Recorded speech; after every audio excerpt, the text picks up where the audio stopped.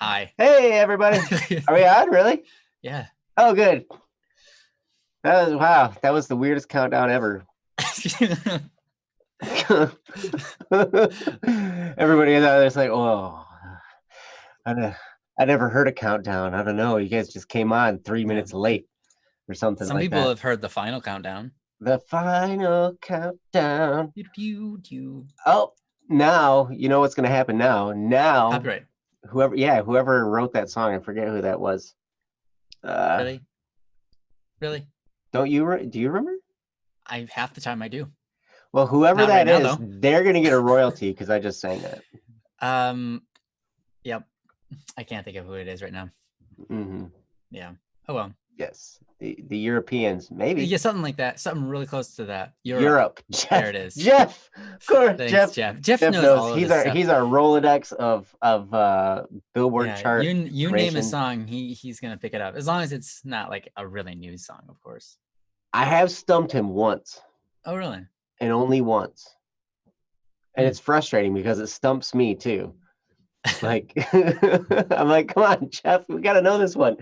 He's like, he can't figure it out either, so it's okay. Joey Tempest, hey, a good name and everything. So awesome. Well, welcome everybody. It's Don't Worry Wednesday because it's Wednesday, and yeah, here we are on Wednesday.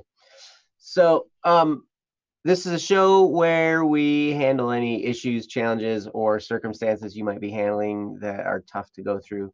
We're not professional therapists or counselors or policemen or attorneys or doctors or anything like that. But what we are is we want to be your friend.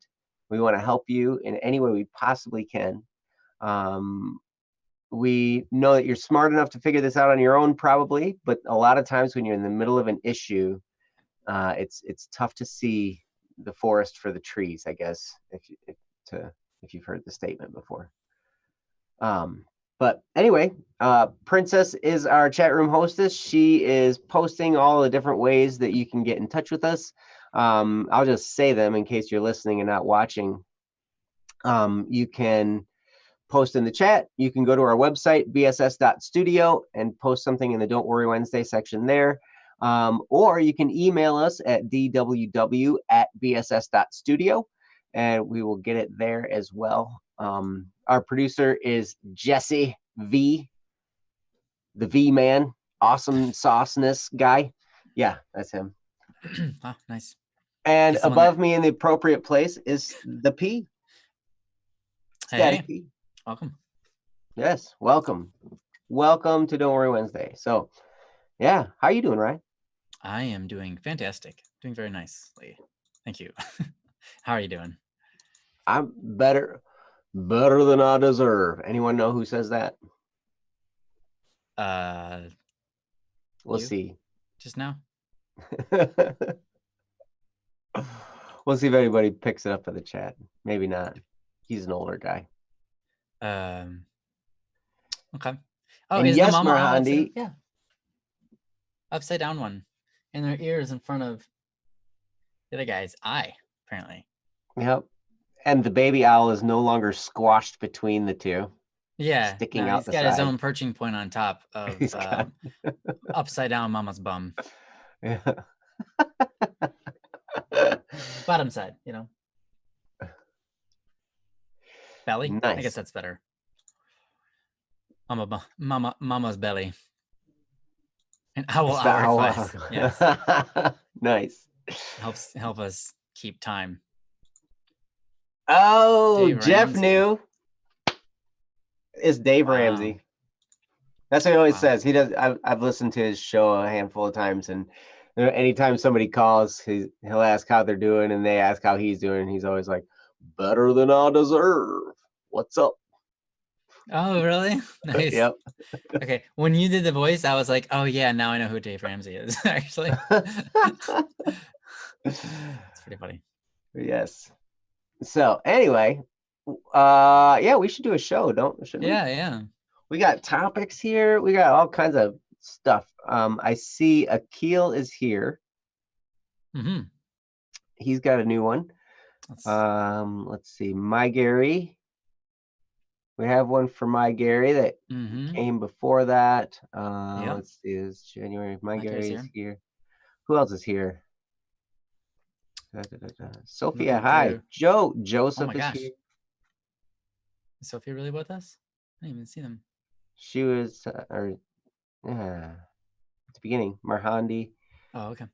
So, okay. So I think My Gary, Oh, I see. Yep. his came first. Okay. We'll do So, that. Then move on to the yes. next. Sophia left. That's okay. Mm-hmm. She'll be back sometime. So, all right. So Princess has posted the link to My Gary's topic. I like your frog, My Gary. It's great. Yeah, it's pretty cool. So anyway, I will read it and then we'll go through it. Sounds So, My Gary says, I'm about to be driving on my way home, so I won't be able to respond to many comments. However, I will be able to listen. Okay, good, Yes. good. Yes, we will do yours now. So hopefully we will be able to help. So this is from My Gary. It's called I'm Trying to Find God, but I'm Struggling. And it says, over the past few months, I've been struggling with the idea of God and the afterlife. I was raised Christian Catholic and went to Catholic elementary middle school, but was never that serious about the faith and only went to church because that's what I was supposed to do. Sometime around the start of high school, I stopped going to church because I never enjoyed it and always felt like it was a chore. Since then, I haven't really identified with any certain religion. Instead, I just ignored the question. I guess that agnostic would be the best word to describe my beliefs, meaning that although I don't subscribe to a specific religion, I do feel like there is something mystical and important going on with the world. It doesn't make sense to me if we just take a pure scientific view towards life. At the end of the day, we're just matter and energy interacting. I'm not saying that the science isn't true, but it removes the deeper meaning from us and throws away purpose. The meaning of life, according to science, is to create more life. But that doesn't include the afterlife, which is the most important mystery for everyone. I am 21 now and have had more time to think seriously about life and religion, having my own personal challenges dealing with mortality after losing my father from leukemia a little over a year ago. I've been trying to revisit Christianity and learn from a more mature perspective, but I'm not sure that I can become a believer. I want to believe in God for the security of knowing that death isn't final, but I still have the same thoughts and questions that won't let me believe. Concerns like how people know Christianity is the truth when every other religion also claims to be the one true religion so adamantly. There's also a problem of eternal hell with Christianity and how to deal with something so horrible if it is to be believed. I really do want to believe, but at the same time, I don't think I can truly believe in my heart unless I come to peace with questions like these or something in me changes. I almost feel hopeless, like a lost cause, but figure this is worth a try since it would be the most important thing in life if it is true. I'm more interested in talking to believers about this than non-believers because I am searching for supernatural meaning, not worldly meaning. I have already been exposed to enough atheism, hate, and disbelief toward religion via the internet and the culture of today's society. I know that not all atheists and non-believers are hateful people inherently, but their worldview is so bleak and boring to me, it's rather sad. It's time to return to true believers to find out why they believe and how I can believe also. Please let me know your thoughts on all this. And if you are believers, please pray for me that I may find God. Thank you.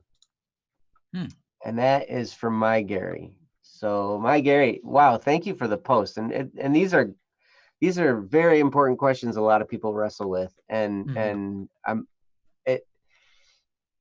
I'm happy that you're taking the approach that you've taken. You're not subscribing to anything out of the gate. You're taking a very calculated approach to this, and you're saying this is important, and you're weighing the options on both sides. It's a very, very mature way to approach this question, rather than just automatically saying, I believe in this religion, or I believe nothing is out there, like that, the hardened, the hard edge on either side is very, I don't know, it's tough for me to deal with, but your approach is great. So hopefully we can help you. We're both believers. We're both Catholic. And Ryan has helped me a great deal with a lot of these questions. So I'm going to turn it over to him and listen with bated breath. Oh, geez. Well, you know, this is a really big topic. Of course, this is something you cannot reach the bottom of in a lifetime. And I think you probably know what I mean by that. You have, if you want to delve into something that is the existence of God, then you have all of history to look at, which is more than we can handle in one lifetime. And then on top of that, you have all of the deepness of theology. Theology meaning theo, study of, or sorry, theo, God, ology, the study of. And that in itself, we can't possibly, especially not in one sitting, but in eternal life, in our lifetime, explain and come to a full understanding of what is infinite, because it is infinite. There's no way to comprehend all of it at once, but that doesn't mean we can't come to believe, right? We don't have to understand fully to know that it's real. For example, an obvious example, and you could have stated this yourself, gravity. We don't know how it works, but we know that it's real. We feel the effects of gravity without having to understand it. And we search through science to understand gravity and all things physical within our world. And then on the other hand, we search with reason, so science is and requires reason. And the same thing is true for theology or philosophy or any of the sciences or studies. Reason is what we humans use to figure out whether something is true or not. And so I really like, again, like Joe said, that your approach is very mature. Your approach is, you've been on the other side. You know what it's like. And if you're going to try to figure out whether God exists or not, you don't go to the people who are just going to condemn the idea emotionally without backing up, without any claims to back it up. And I think it's one of those interesting things, because God is one of those things where you can't use science you can, to a degree, use science, but only outside of science in reason. Rather, you're using the physical world around you to say that can't possibly exist unless there was something that designed it. And a normal example of that is the world we live in. Top scientists agree, pretty much everyone agrees, if everything were up to chance, it's so impossible that there is life on Earth. And even more so, it's even more impossible that humans exist with reason, capability of choosing, and things like that, with all of the things that we need necessary to live, with the distance of the sun and all of the other solar systems and the way, or galaxies and the way they interact and everything, right? They say that the chance is so low, it should just be impossible. It, like, for a chance to bring life into the world even one time, would have taken, like, I don't even know, like, an insane amount of years. But for it to actually thrive and make one life into two, and then two into four, and now we have billions and billions of creatures, including insects and microorganisms and things like that, which all interact. We're not all wiped out. That chance is beyond believable. It's not in the billions. It's not in the trillions. It's not even a Googleplex. It's ridiculous, right? And so you can look at that and you say that's scientific evidence, that's physical evidence. We have that in front of us. But then you have to apply reason to that and say, how is that possible? What reason is all of that true? For what reason is it true? And what is the reason, like, how did it come to be? And so most people say, well, then there must be some grand design, a designer, someone who specifically created things for a specific reason. Um, and so to tie that back in to what you had suggested about, the reason for life. What is the reason for life? Why do we exist? And Christianity, and I think that in the Catholic faith, we use this reason a lot, because if you understand the reason of life, now you can make sense of everything else inside of it, and you have a basis to which you can live for. You know what you're aiming for the entire time, and you can just go down that track. And then you know where fulfillment is. You know where self-fulfillment is. You know where you should be putting your dreams into. What will move you forward in life, because now you have your reason. And what is that reason? In Christianity, that reason is it kind of sounds weird, but it's love. Um, in the Catholic faith, God didn't need to create humans, and they wasn't creating them because he needed to for any particular reason. God doesn't need us. He could create anything, right? He created time and space and all of us, and lots we don't know about, right? Why would someone who has all of that power need us? Well, the answer is he doesn't.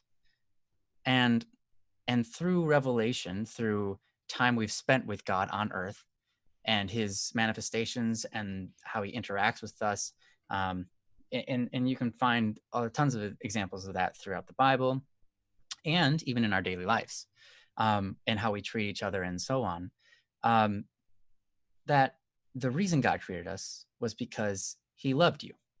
He loved you so much that he desired for you to exist in this world, and ultimately then to be with you. To love is to desire the best for, but it's also a desire to be with in this case. And so he created you so that just because he loved the idea of you and he wanted to be with you, and so he puts you into the world. Then, you have Adam and Eve, right? Who God gave life to. He didn't just give a regular life to, he gave them divine life. He put his own divinity inside of them. When he breathed into them, he breathed the Holy Spirit into them. I'm sure you're familiar with the Holy Spirit, being raised Catholic, so Father, Son, the Holy Spirit, and the Holy Trinity. The Holy Spirit dwells within Adam and Eve, and Adam and Eve sin, right? And that causes them to kind of die from God, to lose that divinity, to break apart from God, right? And it's not what God wants. God wants more. So he comes down and he says, so originally God made them his family, which is the weirdest thing, because there's not any other religion out there that exists that God loves his children so much that he wants them to be his family, so that they can come into his house, aka heaven, and remain with him after life. And when Adam and Eve break this, God comes down and says, you know what, we're going to do it again. And so God makes a covenant with them. That covenant is to, again, in Jewish history, like, there was no word for family, but you made a covenant with someone. You made a pact with someone. You said, I'm making this bond, and it's going to last forever until, even after death. And that's what this covenant was. It was a family covenant, a family bond. And so God came down and he offered that to them again, right? And God continues throughout the Bible to keep on coming down, offering new covenants, because they keep on breaking them. And so finally, when Jesus comes, he creates the final covenant, the last covenant. And I'm sure, being Catholic, you grew up in the Mass, and you hear echoes of that. If you go to Mass, you can see that in the Eucharist. Jesus says, this is the bread of my body, the new and everlasting covenant, meaning the new and everlasting bond between God and humanity where we become family. Now, there's so much we could talk about here, but that's kind of like the basis, right? That's the bottom line for Christianity. That's the bottom line. Everything falls and rises on that. That's love. That's God's love for us. And now when we see that, we say, okay, what is our purpose in the world? Well, now it means, our purpose in the world can be many different things, but all in love, all in what's best, all in this, glorifying God. But we do that best through love, and through loving each other and loving God and loving ourselves too. And I think that that's one of the hardest things for a lot of people is loving ourselves. So that's kind of I don't know, I'm trying to draw the baseline so that there's something to build on. Because obviously can't talk about everything here and now, right? Oh my gosh, to so talk about much. everything would take years. Yeah. Everything we know, if we were to tell you everything we know, it would take years. And then if you wanted to talk about everything that's out there, it would take you infinity. But yeah, it's a rich faith because there's so much there. But obviously we're not all of the same faith here. We've got people in the chat of many different faiths. Mhm. And I think that's a beautiful thing. One of the things that makes it so easy to get along with other people of different religions is because I put love at the base, put love at the foreground. That way I know how to treat other people, right? I know why I'm here, but not only do I know why I'm here, I know why they're here. And that makes me go, God created the entire world for them. Yeah, me too, right? Yeah, sure. But for them, I should respect that and I should respect them. Right? So now we have now we know how to treat other people from that basis, from that bottom line. And yeah, it's just a really beautiful thing. One last thing I'll say is you mentioned hell, and it is you think, well, if you have an all-loving God, how come you have this the eternal fire known as hell, right? It's described in many different ways, and it doesn't actually have to be fire. In fact, I believe Jesus says it's not really like that, but in one roundabout way or another.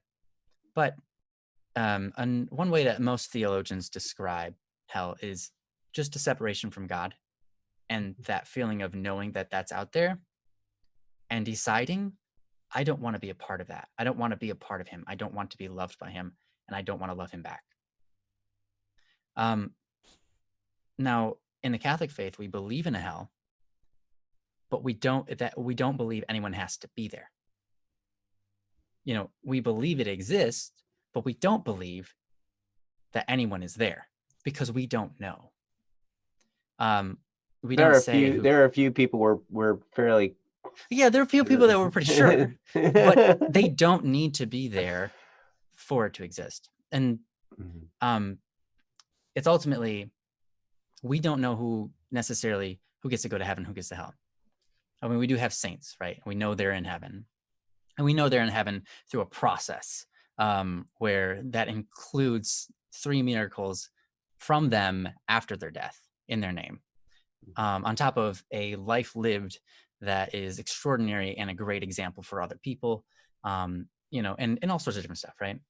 But as for hell, it's designed to be a place where people reside who choose not to follow that love, who choose they don't want to love, period. And some people, they just are that way. So yeah, I mean, there's so much more, obviously, and I can't touch it all. There's things like, if God exists, how come there's pain and suffering in the world? And it's a strong and valid argument that a lot of people have, that they turn away from the faith from. And that's something that, we've talked a lot about on the stream with. There is meaning in suffering. Suffering brings us so much greatness in the world. And without it, how can you show love? It's through our suffering. It's what we're willing to go through, our pains, for another person or even for ourselves, that we show that love. Right? So while there are many different arguments against it, all of them can be reasoned away through the right thinking. And and then you have, how do you know this is, we all say that we're the right religion. How do you know that one is true over the other? And so there's a lot of different questions, right? I'm going to let go of this because I know that I've already been running for a while, and Joe has tons to say probably. He's actually a convert into the Catholic faith, so he has more experience in that realm than I do. So yeah, I'm gonna give it over to Joe. Well, I appreciate everything you said, Ryan. That was, I was listening and anticipating things that you were going to say, and you threw some twists in there that I wasn't expecting. It was good. Good.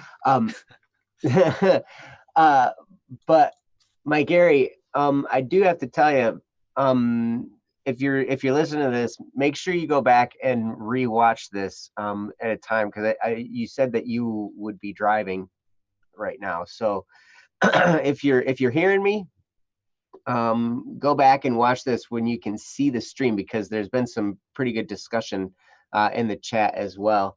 Oh, I'm sure. Yeah, I haven't been able to read it, but I see Yeah, it's kind of moving quickly, and I'm like, oh yeah, we're in a religious topic. This is gonna happen. It's controversial and all that kind of stuff. So it's cool. Sure. Oh, Marhandi said some stuff that was pretty cool. Marhandi says, "My Gary, I have but one question for you in regards to your beliefs. Do you believe in yourself, in your ability to be who you want to be the best you can be?"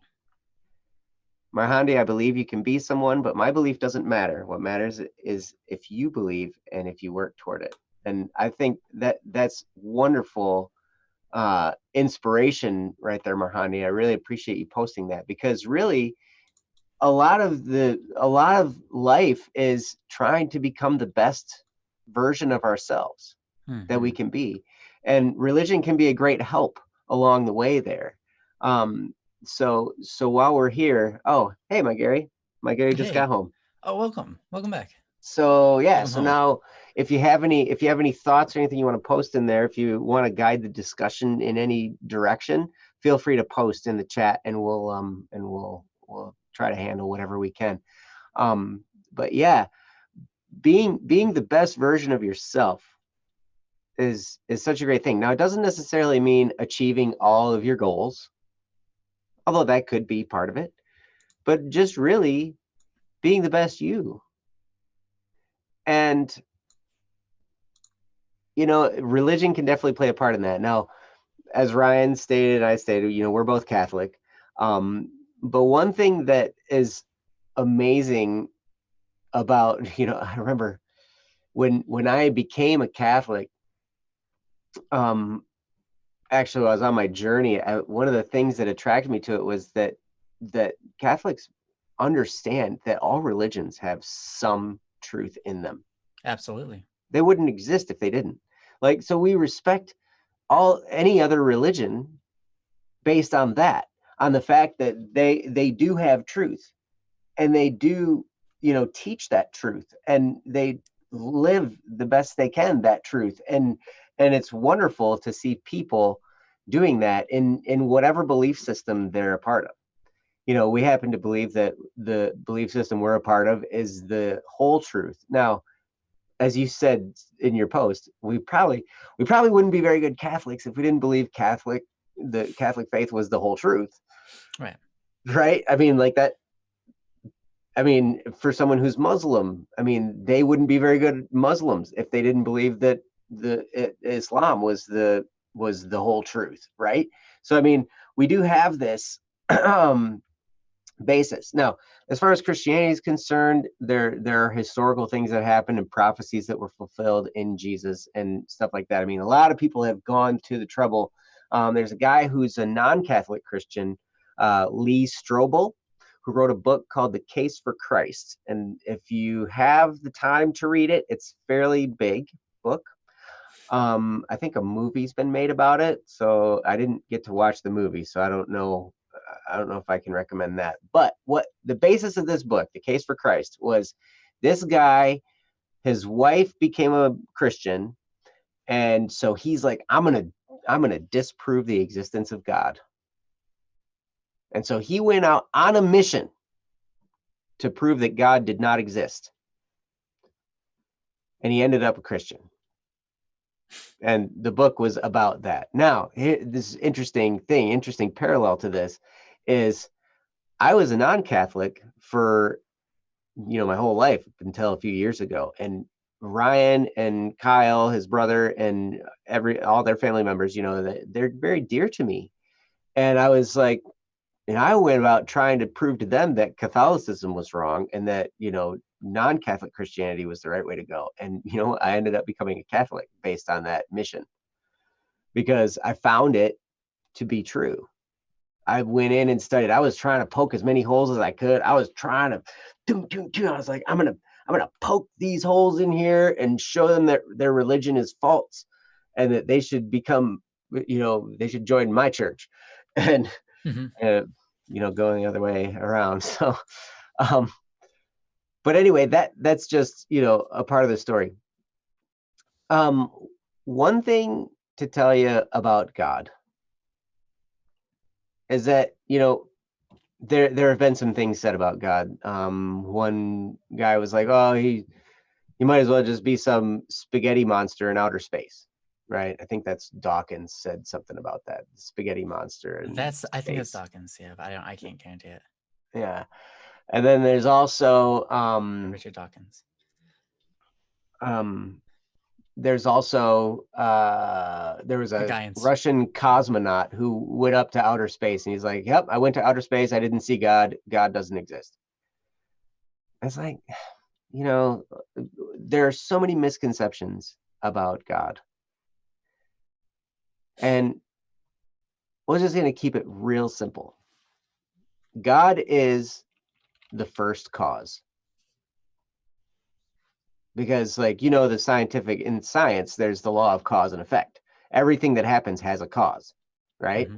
But you keep tracing that back and tracing that back and tracing that back and tracing that back. And it's like, eventually you get to the point where you're like, okay, there has to be something that was uncaused that caused everything else, right? That caused the beginning of everything. There has to be a beginning point of a cause that didn't have a cause before it, right? And that's what we call God. God is the uncaused cause, the first principle, right? Like the very first thing that created everything, that started the whole ball rolling. And really, when you try and fathom that, it's like, wow, any type of hole we try and put God into, it's like doing a disservice, like a great disservice to him, right? Because it's like, whoa, he's the origin of everything. And logically, to me, it doesn't make sense that all that we see around us is just random chance, like a big cosmic accident. Like there was no intelligence behind our design, and it was all just some kind of random thing. That doesn't make sense to me at all. It logically is, it doesn't make sense.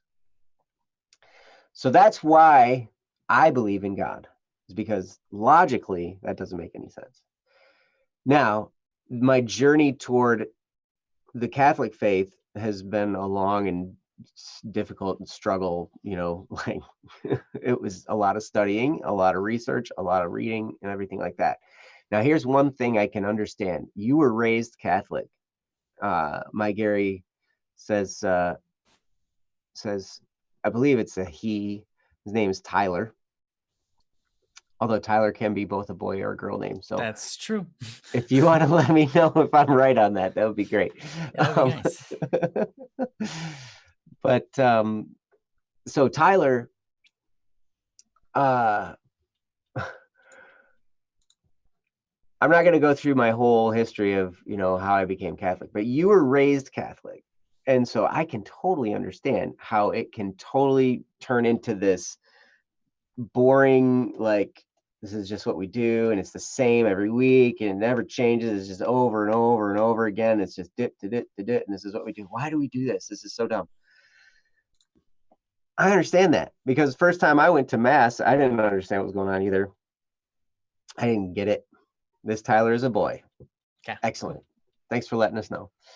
I understand that, you know, that difficulty because it seems like a bunch of ritualistic, like what is going on?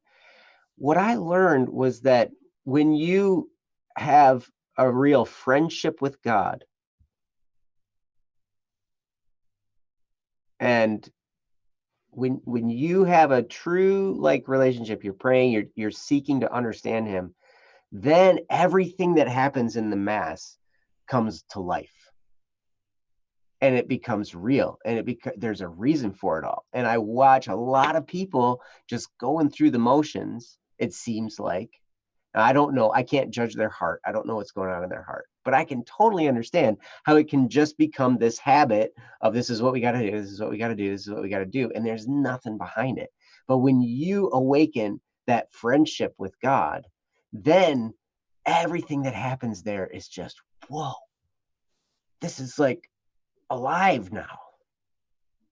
And it's cool and it's amazing and it moves you in ways that you can't believe. So rest assured, I will pray for you that you figure out what you need to figure out and move in the direction that that you need to go in.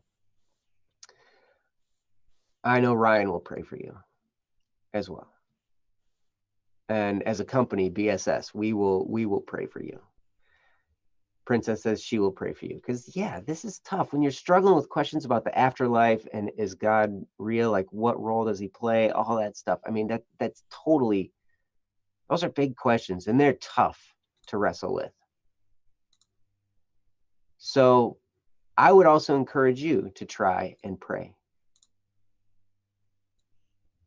Sometimes the simplest prayer is, God, if you are there, I don't know if you can hear me or not, but please, I want to know about you. I want to know you.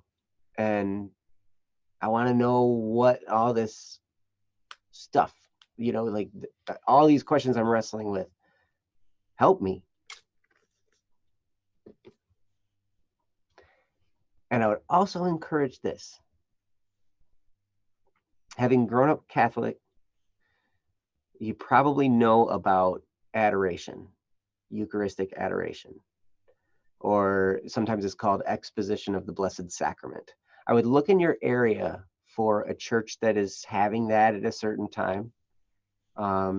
Eucharistic adoration or exposition of the Blessed Sacrament. One of those, look for that in bulletins. And just go to it and sit there. You can pray. You can look around at the cool artwork. A lot of times that's one of the great things about Catholic churches is they're usually filled with beautiful art and architecture. And you can look around and be like, well, yeah, that's cool. But if you go during that time, without going too deep, as Catholics, we believe God created the world. God created everything, right? We also believe that Jesus is God. Jesus is God that became man, right? And then we also believe that Jesus gave us himself in the form of bread and wine to consume. Now, all this is mysterious, but if God is the origin of everything, there's nothing impossible. He can do whatever he wants, and he can show up under the cloak of bread if he wants, right? He can be there, right? And look like bread. So when that's what's exposed at adoration is like you are looking at the bread there that actually is Jesus, which actually is God. And so you're sitting there with God physically. And that's something that if you just sit there and think about it for a little bit, might blow your mind. It might freak you out. I don't know. But I would encourage you to do that at least once. So just something to try. Jehoshaphat says, everyone has their own search for truth, and some find things to be different. I, for one, do not believe in a higher power. However, I recognize the principles and expectations are there in most. And it looks like there's more coming in most religions to better govern our actions and interactions. As such, I may not have faith, but I have reverence and spirituality. See, I appreciate that, and I think that's awesome. Mm-hmm.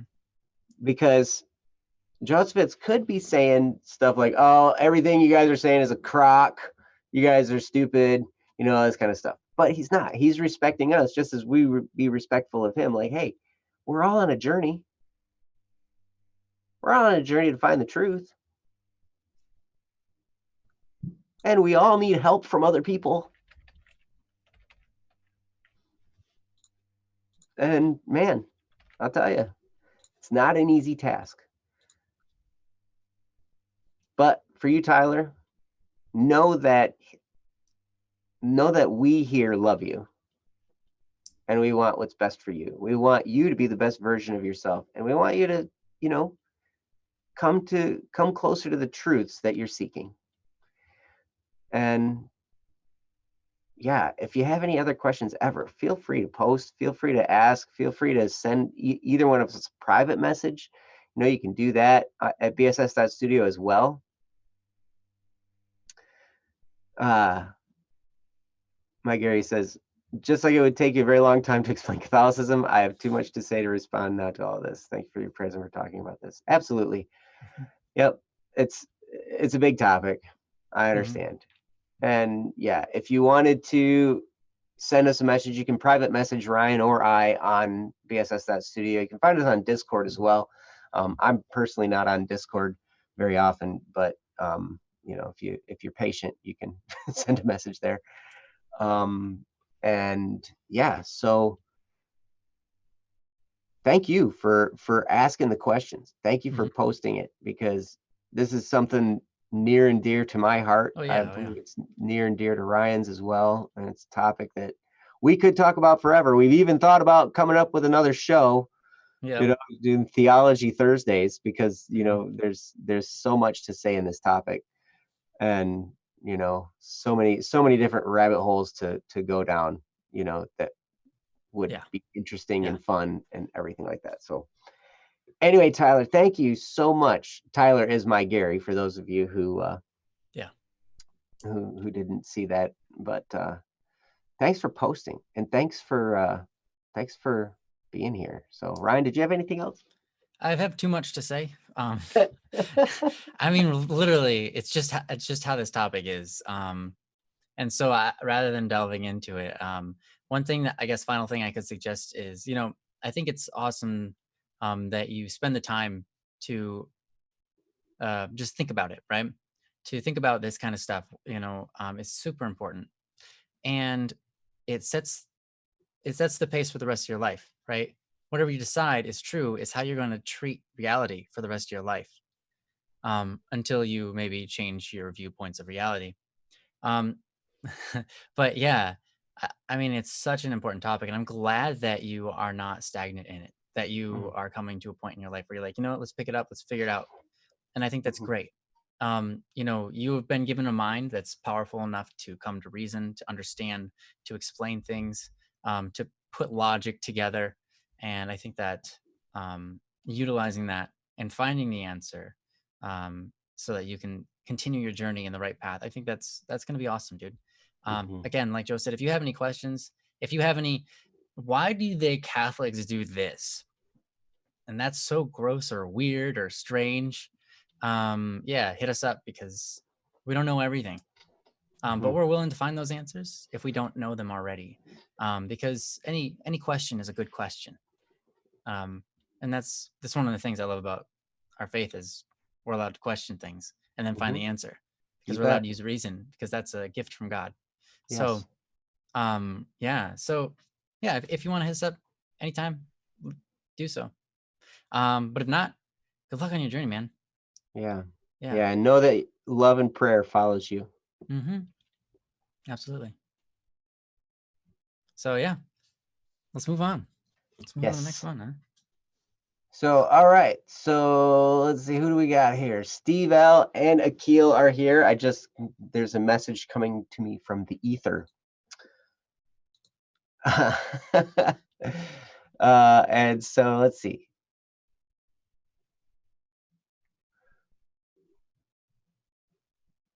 Yes, Akil said, oh, Akil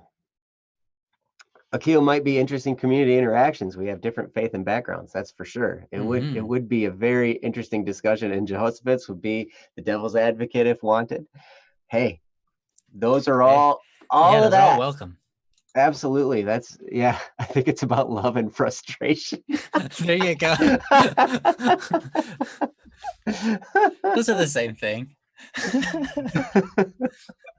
It can be love and frustrating. why won't you let me love you? Oh, wow. That's great. So, all right. So Steve L has one and Akil has one. I think we can handle both. I think we got time to do both. Akil's came first, and Akil, it's been so long since we handled one of yours. So I do have to say one thing, Magari. You said, so no need for the devil's advocate. Why do you think I struggle like this? You know, and yeah, I just want to say that that's really healthy. It is super healthy, and it's in fact, again, what led Joe to where he is now. It's what led me to where I am now. It's the constant questioning and being like, yeah, but is that true? How can I find out if that's false? I'm going to look at every single thing to make sure that it's false or that it's true. If I find one little pinhole, I'm going to tear it apart from there.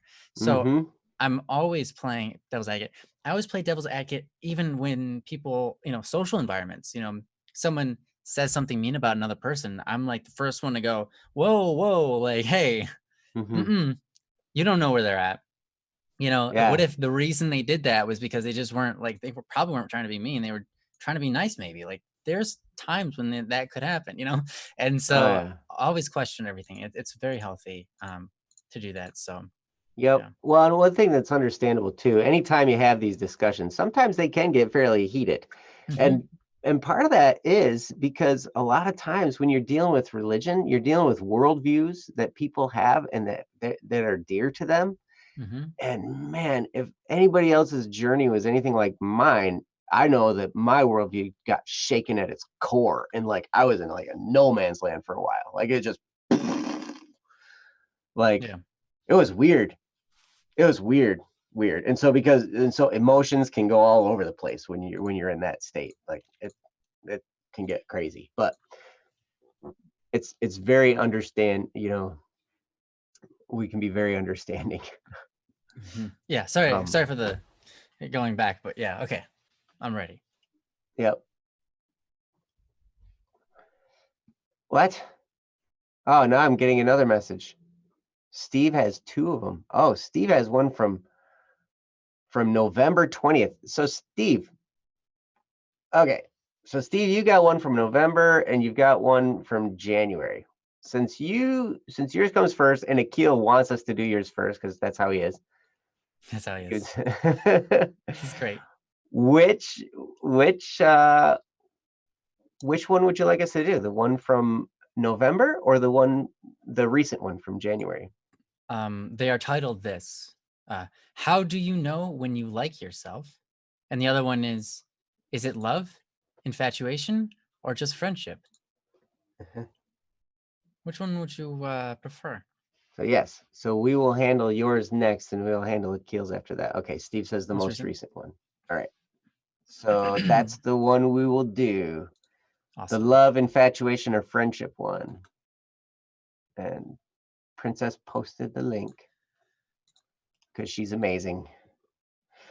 All right, so this comes from Steve L.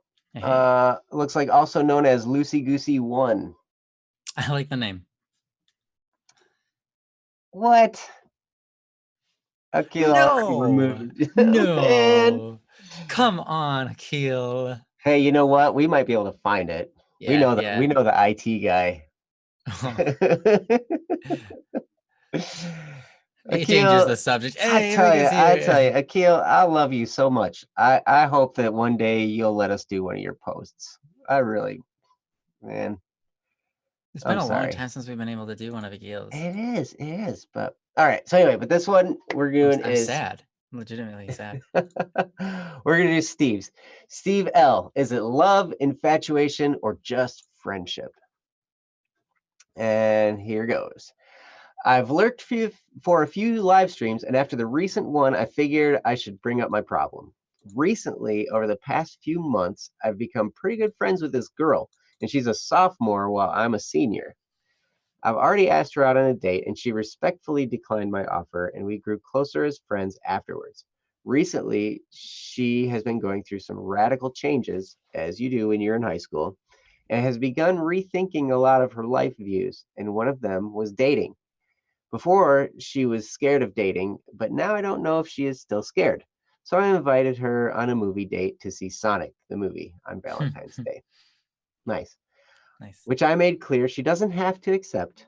She has yet to remark on her stance for the movie, but she recently began talking to a new guy from another school, and she's not the type to just start dating them out of the blue, but it doesn't stop my feelings of jealousy, and I feel even worse having feelings of jealousy when I shouldn't.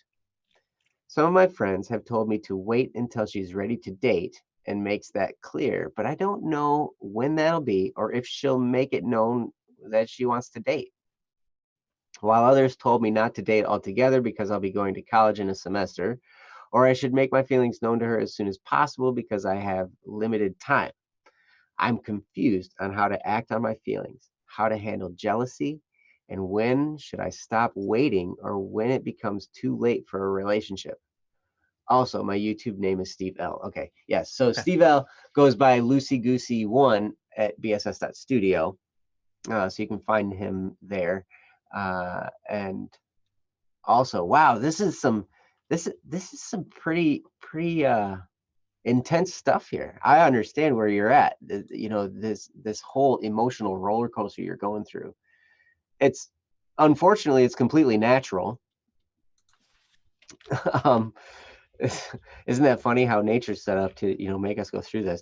But, but yeah, hopefully we can help you through this because, or maybe just give you some perspective, because we I don't I'm not you, so I don't know exactly how. I can't tell you how to which way to go, I guess, but I can offer some perspective, and I know Ryan has plenty. So Ryan, take it away. Thanks. Yeah.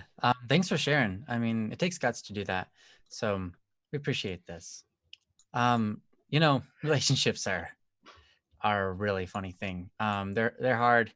Sometimes we have to come to understand our own desires before we can learn how to even have a relationship with somebody and then move that forward in the right way. And I think that it's good that you're exploring yourself and your intentions. I think that's one of the most important things you can do. So continue to go on that journey. Continue to look at yourself and say, well, why do I want this? Is it right to want this so bad? And what is the reason for that? Am I wanting for me or am I wanting for them? I think it's good questions, because then they can guide us down the path that is the most. It just is the best. All right. Um, you know, if there's nothing wrong with liking someone, right?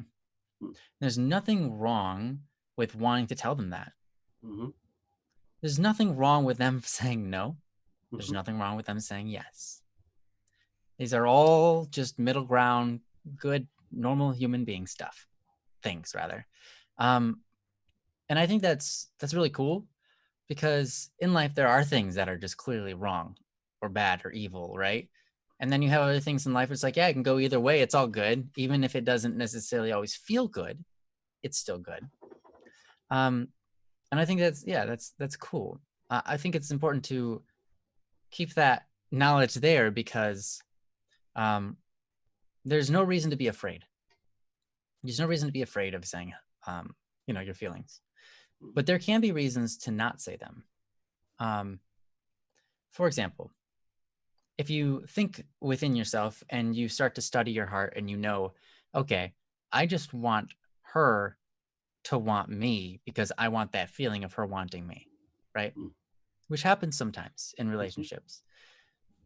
At that point, I would say, well, if you feel that way, then I would say, you know what? Maybe what you need to do is practice a little self-control, practice a little self-love, and say, no, I'm not going to tell them that I like them. I'm going to wait and be, practice chastity, if you will, practice self-control, and say, you know what? I'm going to hold off on that relationship because my intentions are wrong.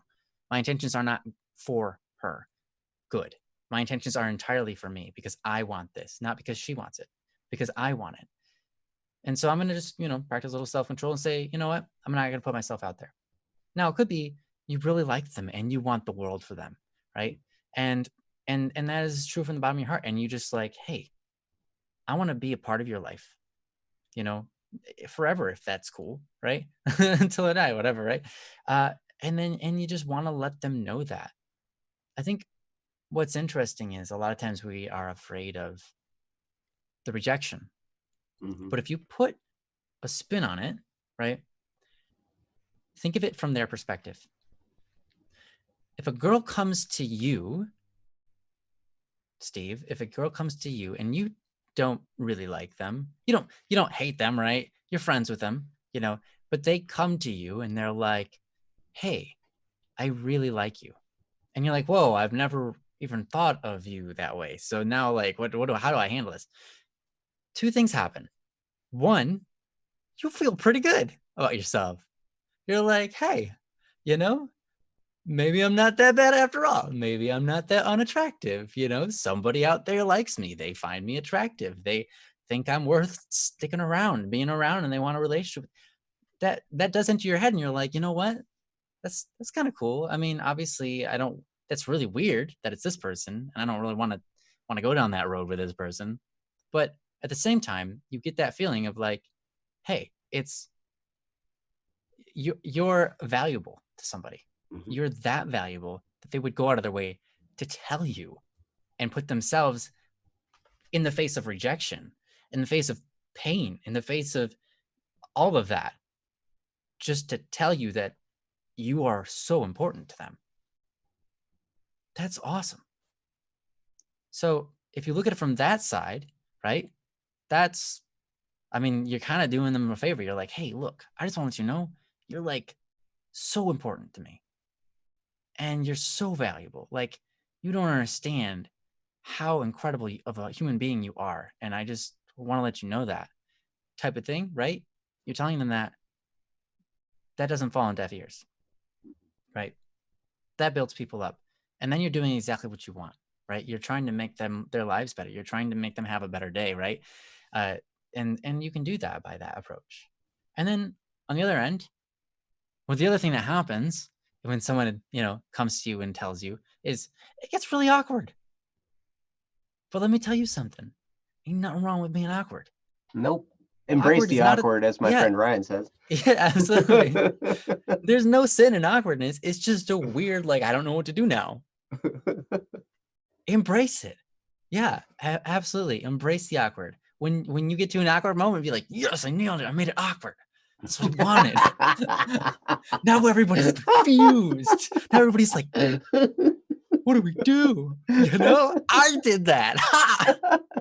Awesome. I control the fate of others and their emotions by making things awkward. Nothing wrong with that. Nothing wrong with that. Embrace it. Enjoy it, right? Because as you go through life, you're going to get awkward moments happen all the time. But if you just embrace it, then you can be on top of it and be the first to break it. You can be the first to be like, take enjoyment out of the awkwardness and be like, it's not awkward. I'm just enjoying it. Or, yeah, it's awkward, but hold on. I know how to fix this because I'm not stuck. I don't need to be stuck. I can improvise. And all throughout life, all we're doing is improvising. I mean, let's be honest. Pretty much through our entire life, we don't like practice every single thing and then do it. No, we just do whatever we do.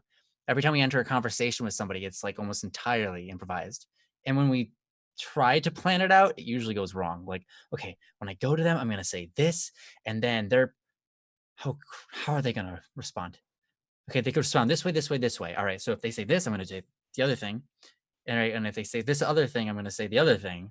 And then if we try to plan it out, conversations don't go very well. They don't. You just got to improvise it. You just got to be there at the moment and be yourself, right?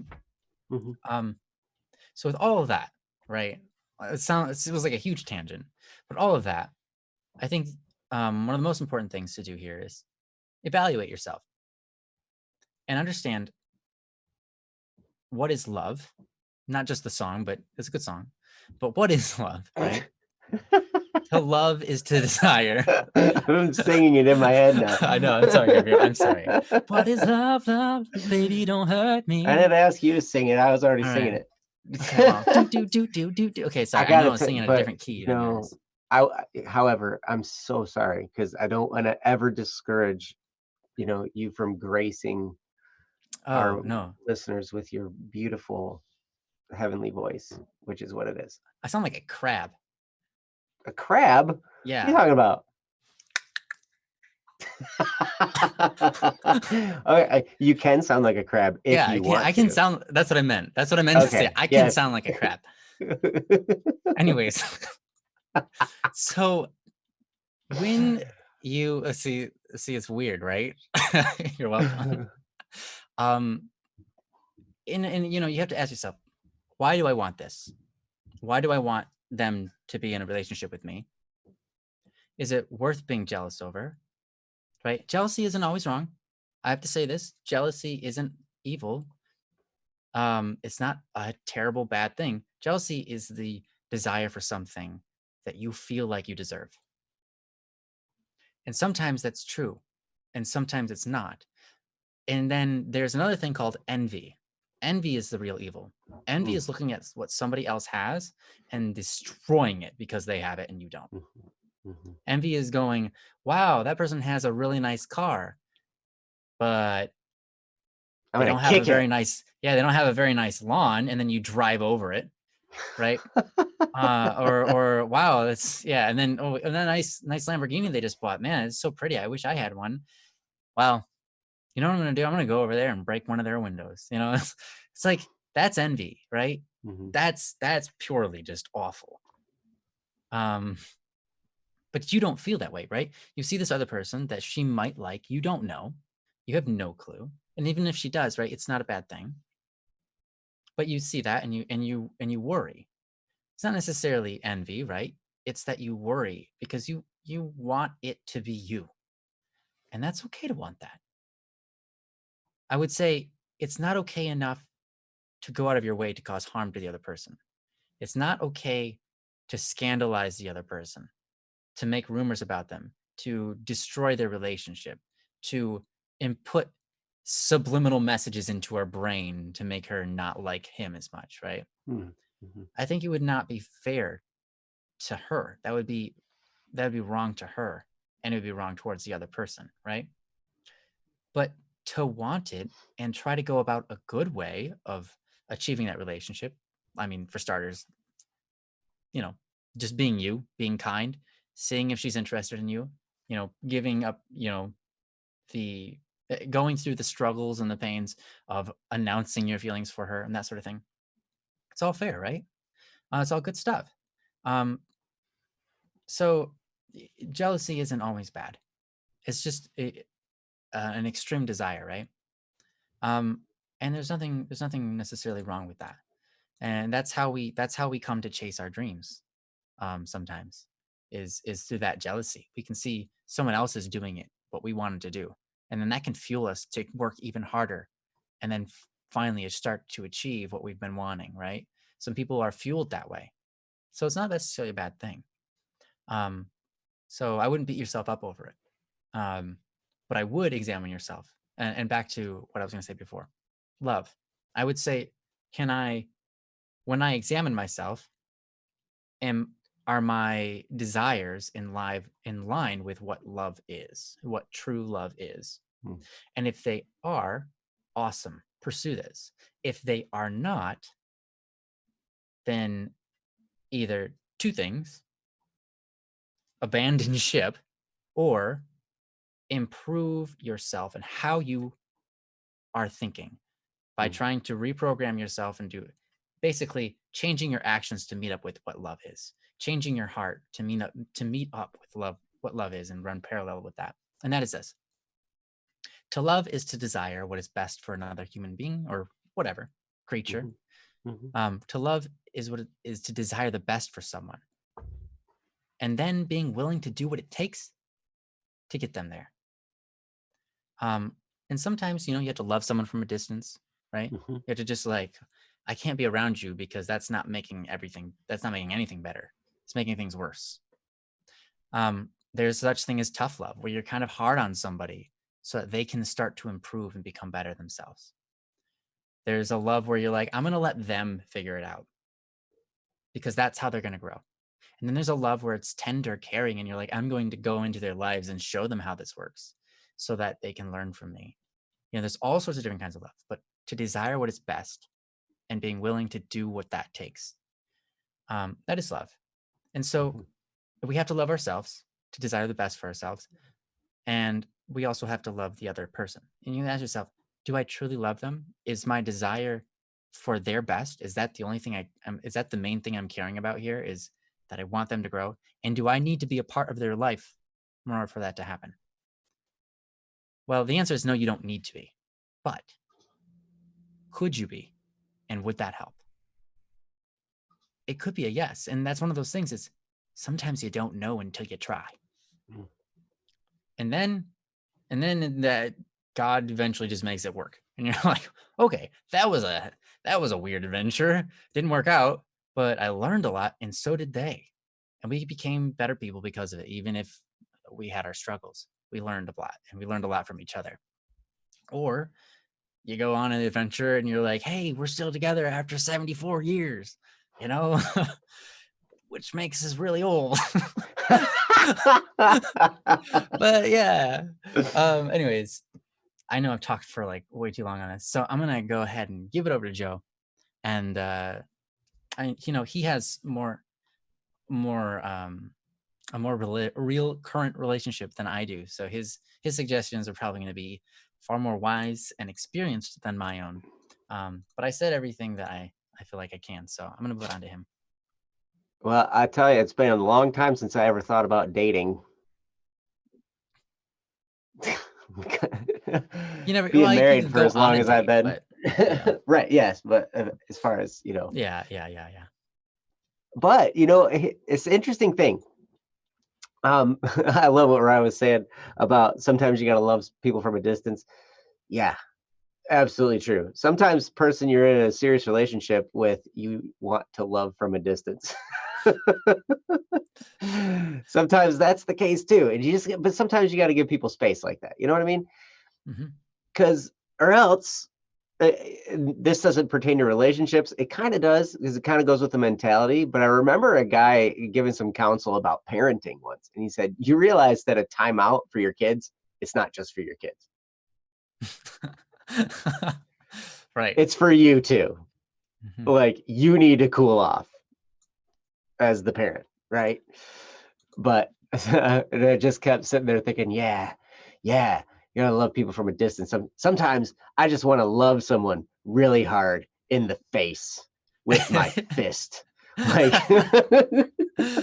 Like Saint Nicholas. that's some love right there. They need to be smacked or something. When you desire what's best for somebody, that sometimes somebody needs a kick in the rear. Anyway, Steve, sorry. Um, in this situation, I totally understand where you're coming from. And I think going back and listen to what Ryan had to say again would be super beneficial for you. And I would encourage you to go. Um, I'm gonna talk in this direction a little bit. You have all these feelings, right? Examine those, feel them,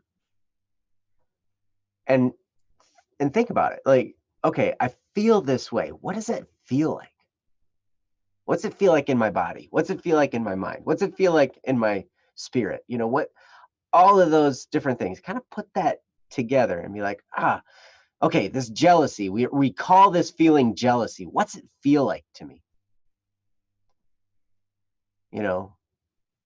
And start examining it. And it can kind of, one thing it'll do is it'll kind of take your mind off the situation, because the situation, there comes a point when you can't do anything more and you're just waiting for a decision from another person. And that can be so torturous. Yeah. So torturous. Like, you just like, I've done everything I can. If I did anything more, it'd be really weird. Or it'd be yeah. Been there. Yep. Which, if you really want to embrace the awkward, I guess go for it. But there does come a point when you, I don't know how much you've asked her. I don't know how you've gone about it. I don't know anything like that. I know that I have messed this up, and I have gone after I've asked somebody out and just asked and become just like this belligerent fool. And like, it just turned her off. She didn't want to talk to me anymore. Right? I just kept bringing it up, and it just become this problem. Right? I've been there. And so what I'd encourage you to do, maybe take a step back. You've already put it out there. Okay. Maybe now is a good time to take a little bit of time, examine your feelings. So you can take the feeling of jealousy you're feeling and examine that. Really, why do you feel this way? What does it feel like? How does it feel? And then compare it to other feelings you've had. One of the things that's very interesting about our feelings is our bodily responses are the same to a lot of them. That exhilaration a little bit, that quickening of the heart, that twinge in your stomach, that tingle in your backside, all those different things that can kind of come. I learned this when I was examining my feeling of fear. I was afraid to do something, and so I was just like, oh, I'm afraid. What's this feel like? I'm tense. I'm tensed up a little bit. I've got this. My heart beats faster. Like my butt's tingly, and like all this weirdness, right? And you know what I found out? That feeling of fear was the same as my feeling of excitement. Like, my bodily response was the same. It felt the same to me. But the difference was what was going on in my mind. It's like, oh, one, I had this bodily response and I associated it with negative because it was fear. I had the same response on a roller coaster and my mind told me it was awesome. Right? So our mind plays a key role in assigning what a feeling means. Now, these feelings can take you a long way. I don't know if you are a creative person. Maybe you are. If you're a musician, or if you're a writer, or if you're an artist or something. Most of the people in our community do something that's creative, at least something. And in fact, you know what? I think most people in general do something that's creative. I met one guy. In fact, this guy was a complete artist when it came to transmissions on cars. You talk to the guy, and that's a very complicated part of an automobile, right? But I remember meeting this guy, and he was just a genius. Like, his art was rebuilding transmissions, and he was super amazing at it. And you could tell his mind was just wired to do this kind of stuff. And he just, and I took my car, man, I took a car to him, and it lasted, after they worked on it, it lasted another 300,000 miles, like this transmission. It was amazing. But so Steve says, I can yo-yo. Well, good. One thing that if you have anything you do that's creative, the feelings you're feeling right now with this frustration, with all this process going on. This is a great environment for something creative. Anytime I go through a challenge where my feelings are all over the place, it's the best time for me to write music. I write the best music that I've ever written when I'm in the midst of the emotional roller coaster. And Ryan has never said the same thing, but I believe he would say the same thing. I don't have emotions. I'm like a tuna fish. If a tuna fish was a robot. That's awesome. But yeah, you got a lot to look forward to here. You're going to college, you're a senior, she's a sophomore. Interestingly enough, the first serious relationship I had was that, where I was a senior and I was going to college and she was a sophomore, and we got to be friends during my senior year, and we actually started dating the summer after. And right as I was getting ready to go to college, we started this serious relationship, and it was interesting. It made for an interesting year of college. I'll tell you that. Because here's the thing. One thing I want to caution you about: pursuing a relationship. I mean, if you just feel like you want to date this person and just hang out and, have some laughs and have a good time and go see a movie and, get to know her better, that's great. That's great. But in that environment, a relationship is possible. A serious relationship is possible. And serious relationships, they require a lot of our mental energy. So if you have goals at college, like if you're just going to college to kind of figure out what you want to do, I know a lot of people do that. And if you haven't quite gotten it figured out yet, that's fine. But if you are going to college and you have like a burning purpose for going there, then I would probably recommend safeguarding yourself against relationship. Because a relationship is going to tie up a lot of your mental energy, and it will cause you to lose focus on what you're pursuing. It will. Now, it'll change your focus, and it won't be a bad thing that you're focused on. For sure. Relationships are wonderful. They're crazy. They're painful. They're ridiculous at times. They're exciting.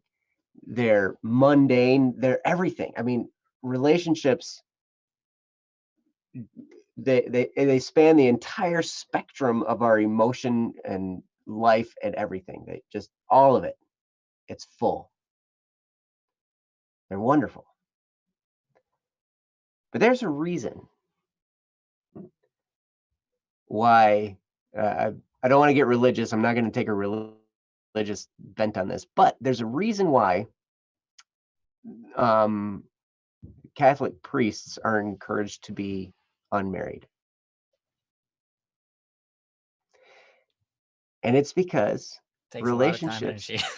relationships take a lot of time and energy. I mean, St. Paul says in the Bible, like he was single, and he was like, I wish everybody could be like me, especially like people in ministry, because like that way you can focus on your mission, your goal, your purpose, your task at hand. When you have a relationship, then that requires a lot of you, and for good reason. That's another person there, and that person is infinitely valuable, just like you, and deserves that much of your attention and that much of your affection and that much of your focus because of their dignity. So these are things to think about as you move forward. What is the reason that I want to do this with this girl?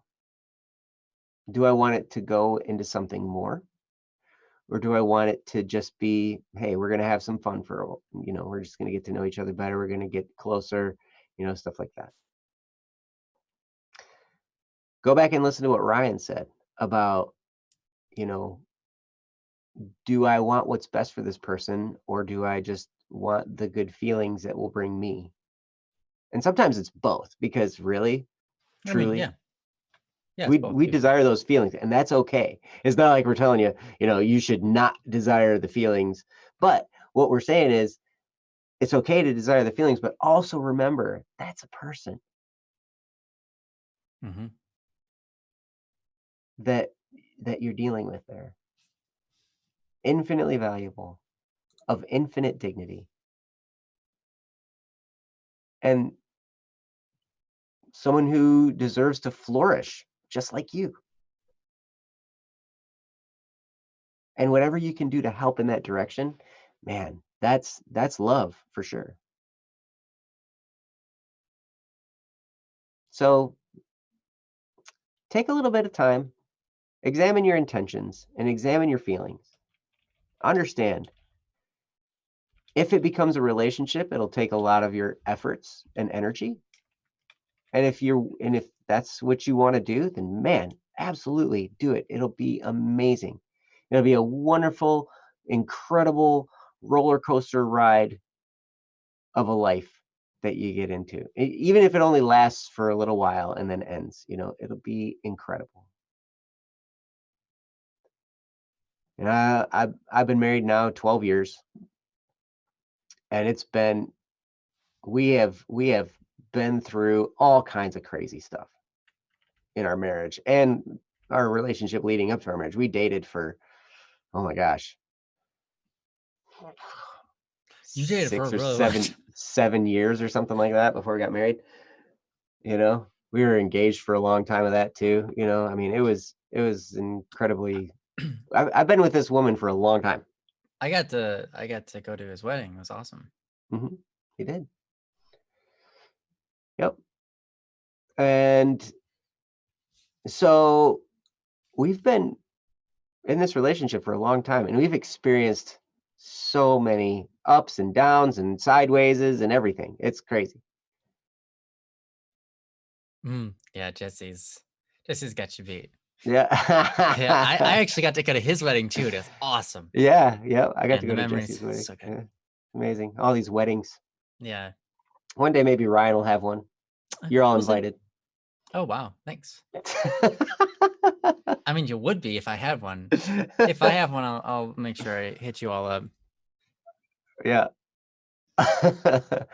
So anyway, Steve, just take a look at what your intentions are and what your feelings are. Take a look at that. See where you're going. And then I would also encourage you, sometimes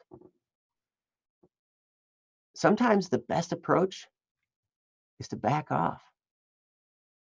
Now, I don't know if you've been going at this with any level of intensity, but I know that it was so weird. When I was pursuing a relationship, the relationship never happened. Didn't. The relationship came to me when that was the last thing on my mind. I was just living my life. I was doing what I do. I was playing in a band. I was doing all kinds of stuff. I was just living. I was pursuing stuff and everything. And then all of a sudden, boom, girl.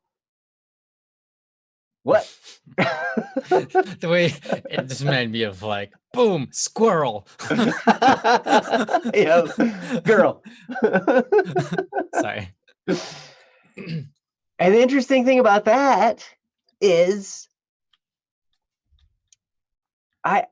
okay, this will give you some perspective. I haven't said this. I've said this on the stream before, but I don't think you've heard it because it's been a long time. But I asked this girl out in college. She was on the dance department. I was in the percussion department at the college we went to, and I asked her out, and she is so funny. Ryan's heard this story all the time, so whatever. Sorry, Ryan. Tell as And many for times as you everybody like. else. I asked her out. Well, first, she was my dancer. I was her percussionist, right? Like we were set to go on stage together. We were like to keep track of each other and stuff. When we went on stage. And I remember backstage right before during the last show. One, she tied my shoelaces together in a knot on the table, like, and on the number before we were supposed to go on. And so I had to figure out that mess and untie my shoelaces around. She just was down there tying them. I was sitting on the table. I was working on something. I was practicing on my practice pad, and she's down there like, like just doing something. I didn't even know what it was. And then I looked down, and there's just knots of my shoelaces, like Oh my tied to this gosh. table leg, See, right? I learned something new about the scenario every single time. So this is great. It was hilarious. Like, I'm like, what did you do? Like, we got to go on. Like, there's only like minutes left before we have to go on stage. And, she's like, ha ha ha. And so I'm like fervently trying to untie, like, you got to help me because you did this. Like, and I'm your percussionist. Like, we need to go on together. Right. So either we're in this together. So she helped me untie it, whatever. We got it all figured out. And before we went on, like, she was standing in front of me, and she reached behind her and grabbed my hands and squeezed them. Like, that, and this thrill just shot through me. Like, I was like, oh my gosh. And so we went out on stage, and that day I asked her for her phone number because that moment, those moments that we had there, they gave me the courage to ask for her phone number. So I got her phone number. And I called her and I asked her out. And I said, hey, you want to go grab a coffee sometime? She's like, I don't drink coffee. Okay. Well, you want to go get a burger sometime? That sounds good. Burgers. People like burgers. I don't eat red meat. Ah.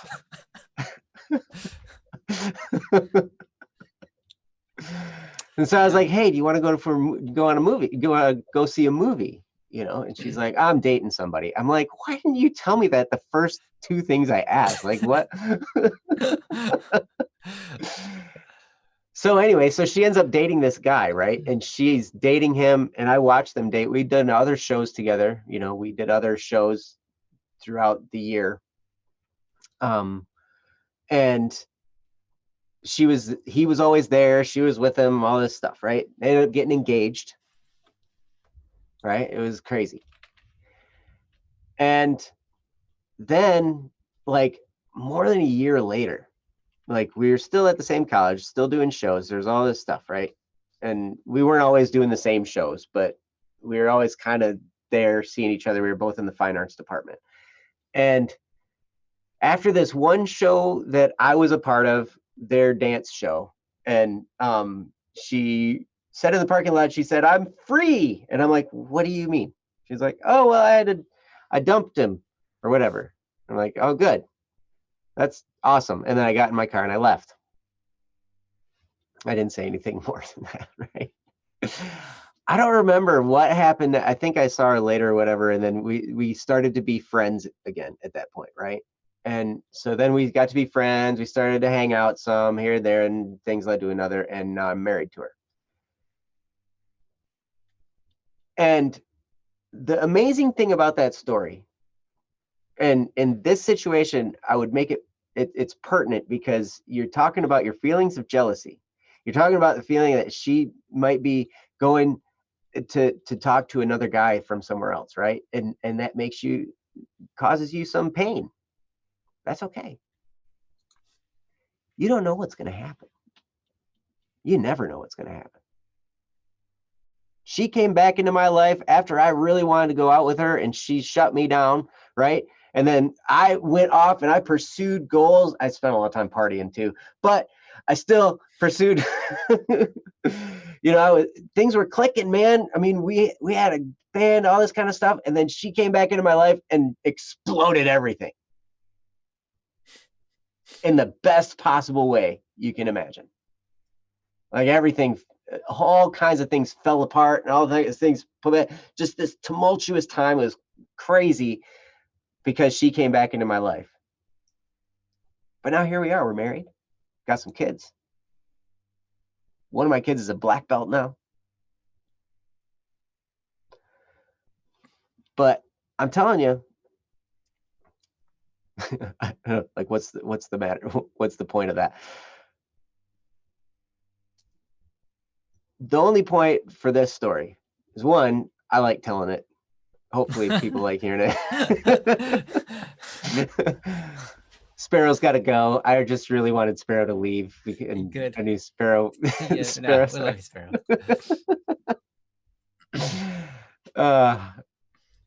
But the point of that story was just, you don't know. You never know. What's happening now isn't what's going to be happening a year from now.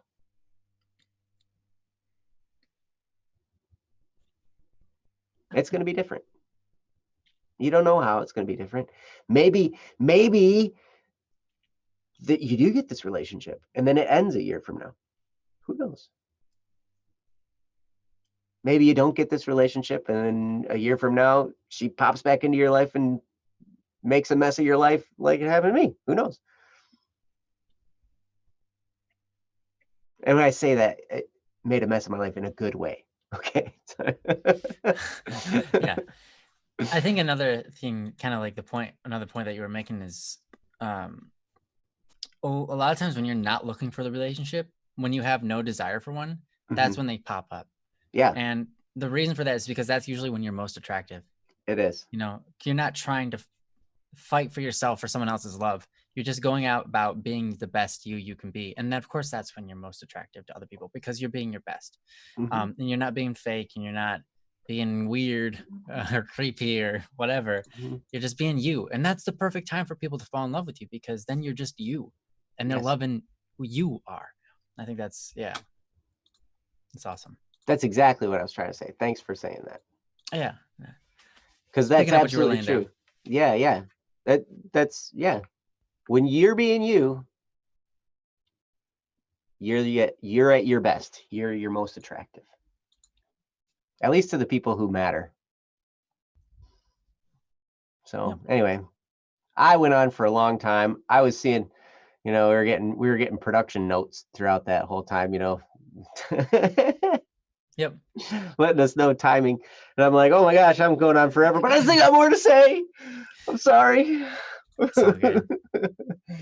So anyway, Steve, if you're still here, hopefully some of that's helpful. Hopefully you can grab something in there and make sense of it. But it's a big deal. And I wish you the best. It's not easy. And no matter which path you go down, it's going to be outstanding. Yep. Whatever happens, you can make it amazing.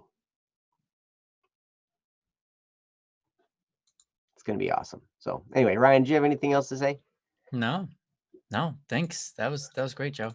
Joe, I think you pretty much said everything that could possibly be said about any topic ever, because you talked forever. Oh, geez. Yeah. Now we've talked about everything. Like, why does sand the color it do? And we talked about that. So anyways, thank you so much, Steve, for posting this, for putting your heart out there. And I hope that you can find the answer that best suits you. Again, no matter what path you take, right? I know that times like this, they feel like such a big deal, and they are, but they feel like so intense and big that your whole life rides on it. And I just want to let you know, the paths of life are infinitely numerous. And no matter which path you go down, there's always good. There's always a path that leads to something great. It's always a path that, you're never like, oh no, because I made this one life decision and I didn't ask her, now my life is ruined. And that's not going to be the case. Or I made this life decision, I asked her too early, I think. But you don't know that, but right, life isn't over. Life continues, and it's going to be amazing.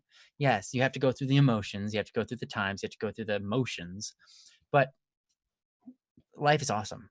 And so when you get into the situation where it's like, oh my gosh, I'm, when you get all caught up in it, and it feels like if I don't make the right decision now, everything's going to be ruined. I'll never be able to get that thing I wanted, right? And that's not necessarily true. It's actually not true at all. So many times that's how we build things up in our heads, and then we find out later, oh yeah, I actually even forgot about that. That was like 20 years ago. Like I just remembered that happened. The day I let the soup get away. I chose a burger instead. Oh well, obviously it's not that menial, but yeah, I mean, life goes on and it's awesome. So don't be afraid. Basically, is what I'm saying. Don't be afraid to mess up. Don't be afraid to go on a path and be like, oh no, what did I do? Yeah, Just because it's not gonna keep wreck your them. life. Yeah, it's not gonna wreck your life. You Not just gonna wreck your life. pick one, and yeah, it could change your life forever. Cool, but Mhm. life's gonna be great, whatever that is. Yep. So, It's not gonna wreck your life, and you're gonna have the opportunity to learn some stuff. mm-hmm, There's always absolutely. opportunity to learn something at everything that happens, which is great because then you can, have a YouTube stream and talk about what you learned from stuff. Yes, that's why we're here. Yes. Because we Okay. tried stuff and failed at it most of the time. Mm-hmm. Yep. That's the way it goes.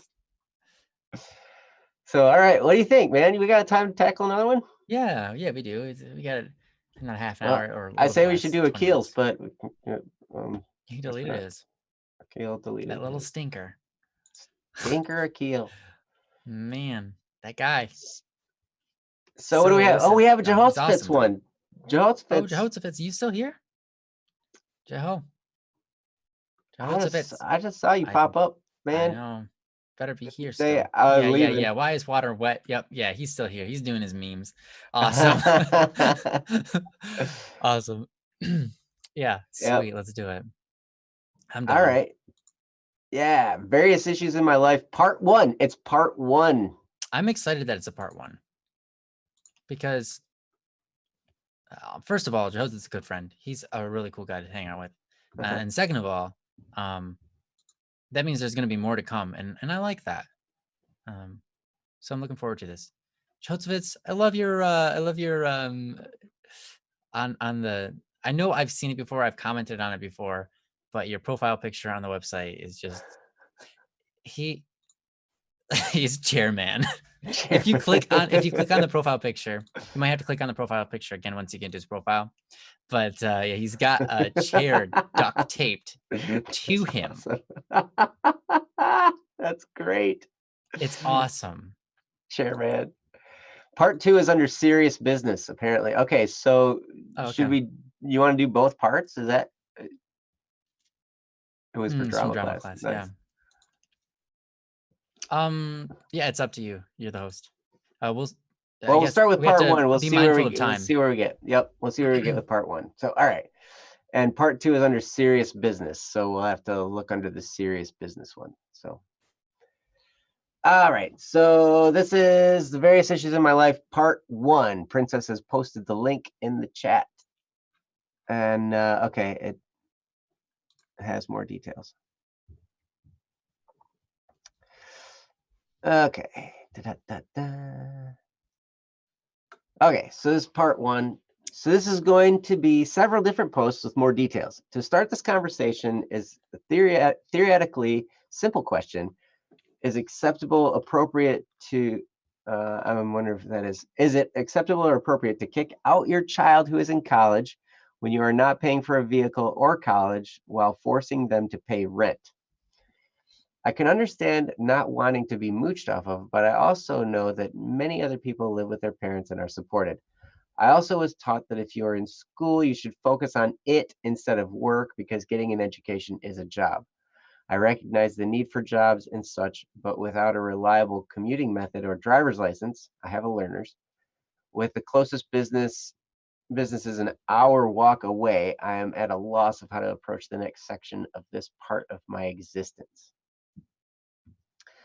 More to come, but it is a lengthy issue spanning from 2011 to now. Any comments and advice is welcome. And let me open up the other one. Okay. Um, oh my, there's a lot of details. Okay. All right. So I'll tell you what. Let's see.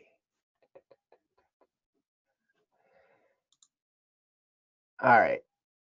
Well, we'll just take it the surface level from the part one. I'll tell you what we'll do. I'll get if I get a chance over the next week, if you can come back next week, that'd be awesome. And maybe we can go back into this and dive a little deeper into the details. But I want to have a chance to read through this because there is quite a few stuff in here just to give me an idea of where you're coming from. And Ryan wants that too, I can tell. Mm-hmm. But anyway, okay. So the question is it acceptable or appropriate to kick out your child who's in college and you're not paying for a vehicle or college and you're forcing them to pay rent? So more, let me make sure I have this right. So what happened is,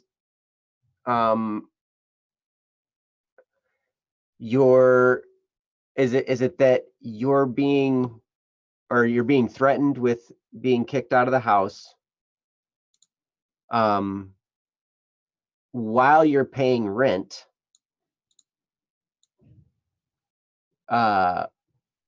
and you're not basically having them, pay for any of your other stuff, right? So what's happening is this person is paying rent to their parents while they're in college, and the parents are not paying for a vehicle or college.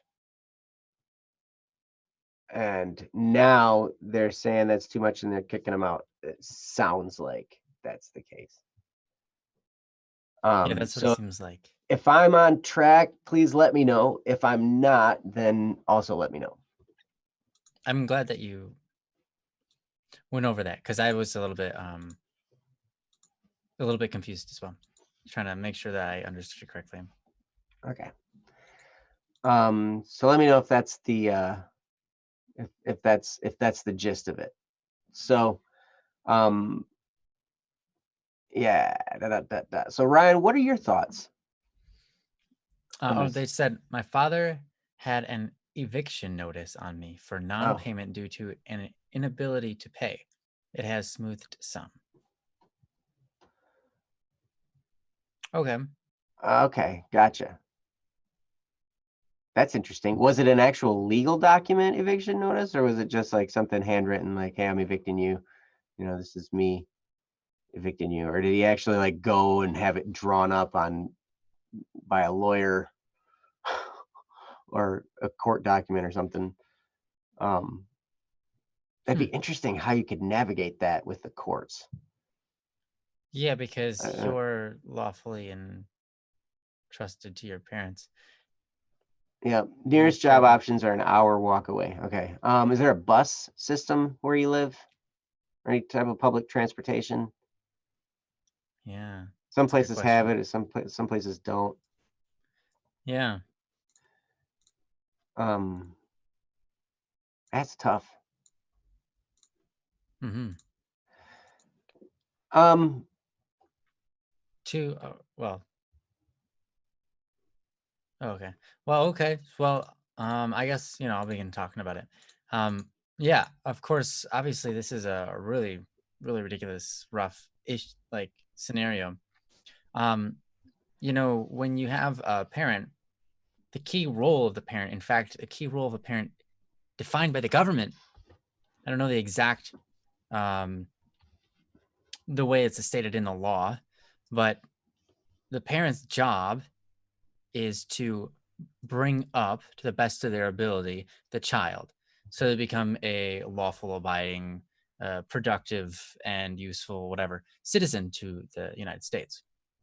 mm, To then go to the government and kick out the child that you bore and brought into the world, to then go and evict them, remove them from your premises, is contrary to the government's foreseen role of the parent, which is to protect and guide and be responsible for that child. In fact, that's why the parents are responsible for the children by law.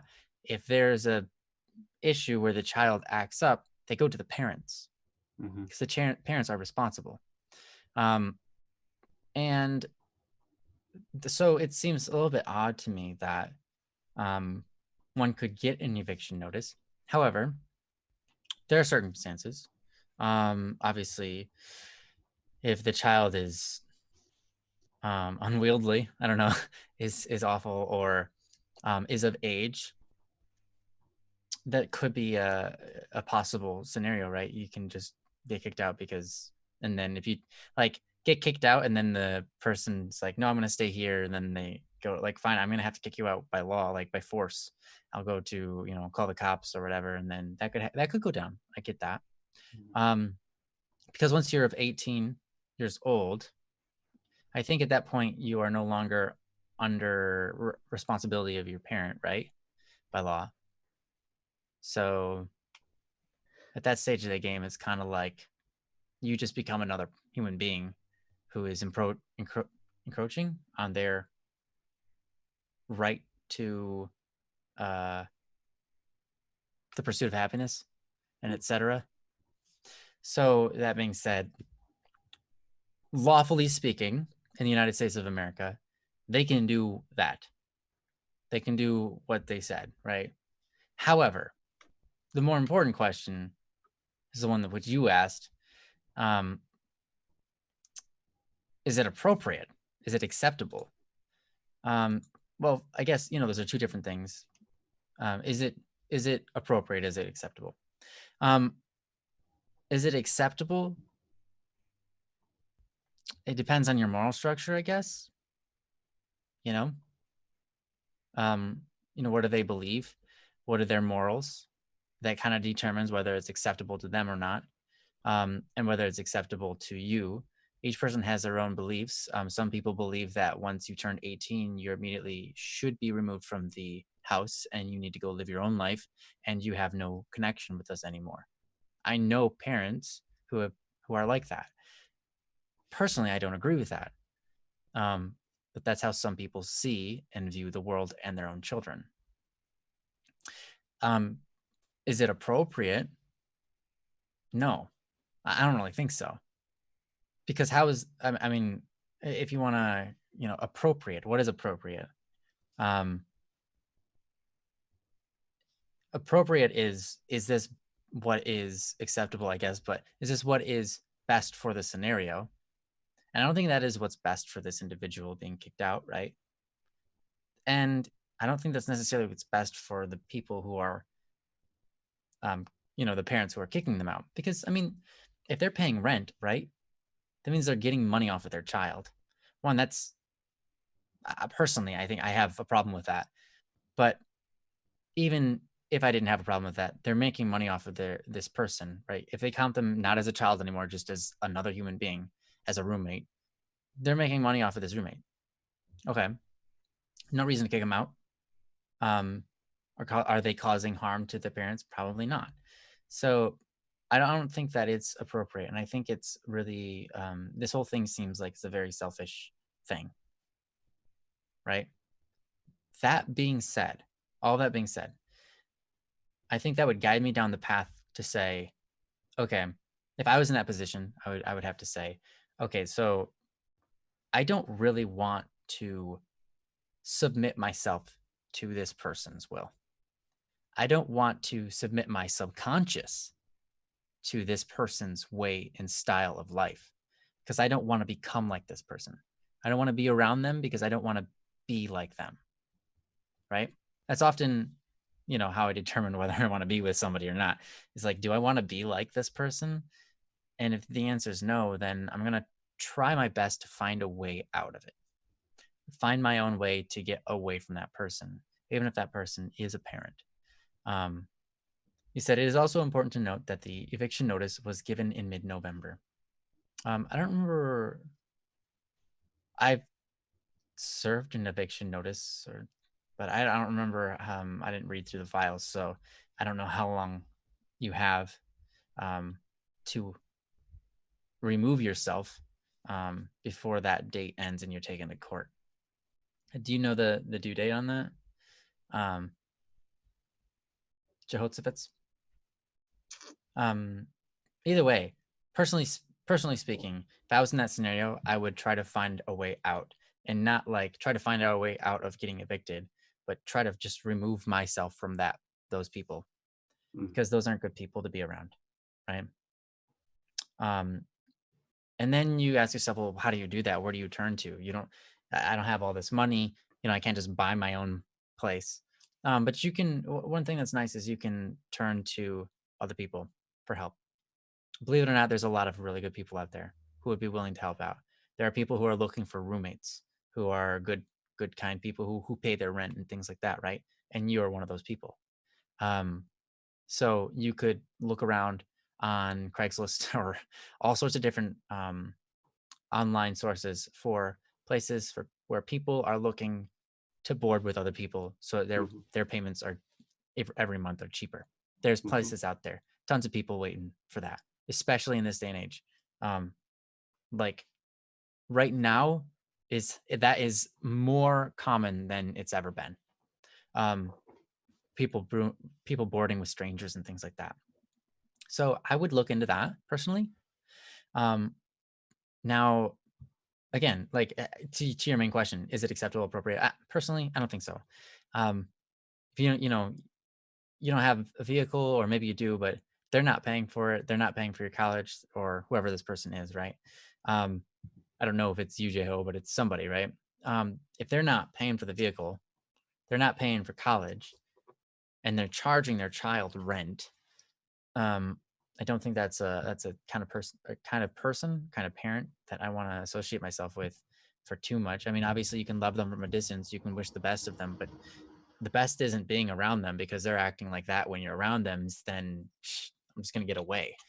That's your best route there, I think. Personally speaking, I would find a different place to live.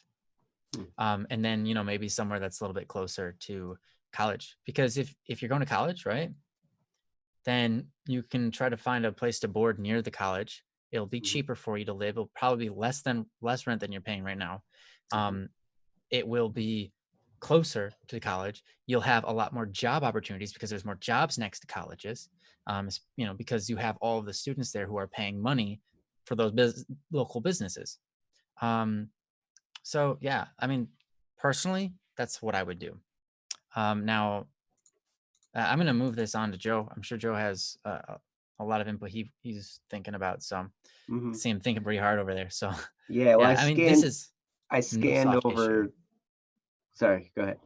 Oh no, that was it. I'm just saying this is no soft issue. This is no like, because we can't tell you what to do. But it's really important whatever goes on here, because this is like a big deal, right? So Yeah. Yeah. Well, there's issues here. Like if you read, I scanned over your other posts, Jehoshaphat, and I have to agree with Princess. Princess says, from what I've read, it sounds like your father's abusive and that you should both try and get out, you and your brother. It's not a good environment.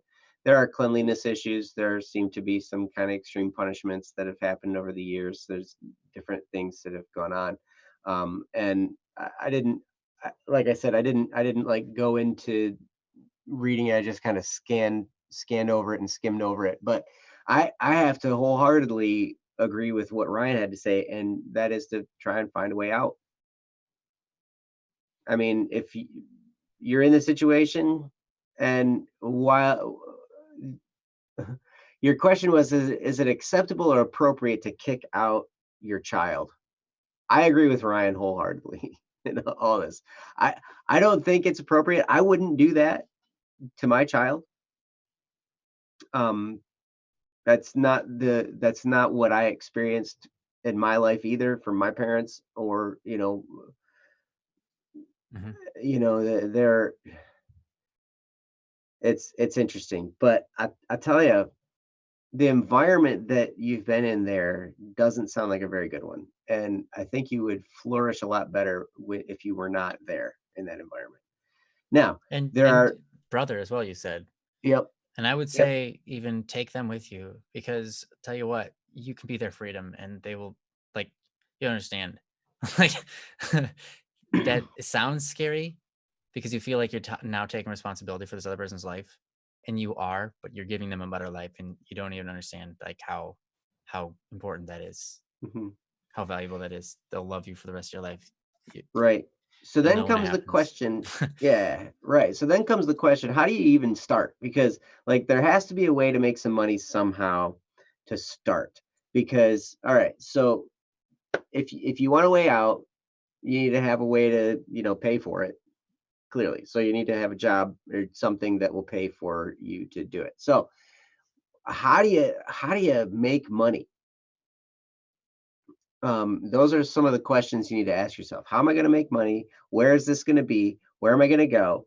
And the more you look, the clearer the picture is going to be. Right now, it can seem kind of overwhelming, I'm sure, especially, I mean, just all this stuff kind of being thrown at your face, you know, along with the history of things that have occurred, Now, I don't know the heart of the people you live with. I don't know their hearts.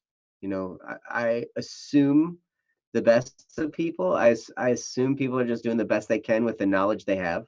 And sometimes people's knowledge is fairly limited. And so they're just reacting based on, you know, past experience and stuff like that, or whatever they think is right. But most people are doing what they think is right, whether it's right or not. Because how many times, like, ask yourself this, how many times do you have an opinion and you think to yourself, oh, that's a wrong opinion?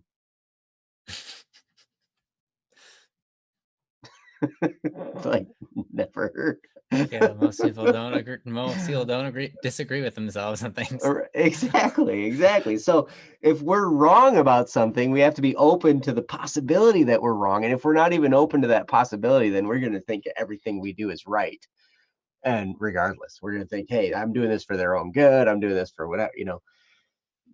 Um, so, but okay, all that aside, that's just to say, okay, I I try to be understanding of people even when they're behaving poorly, right? Because they're just acting on the information they have, which may not be very good information. And but for you in this situation, what do you do now? Okay, I'm with Ryan and Princess. Start finding a different situation and just start looking at things so you can clear up the picture. You're not going to You don't necessarily have to say I have to decide on this immediately. You said looks like you have a little bit more time to get organized. Ends it, you can't maintain a job. That's where you're at right now. I know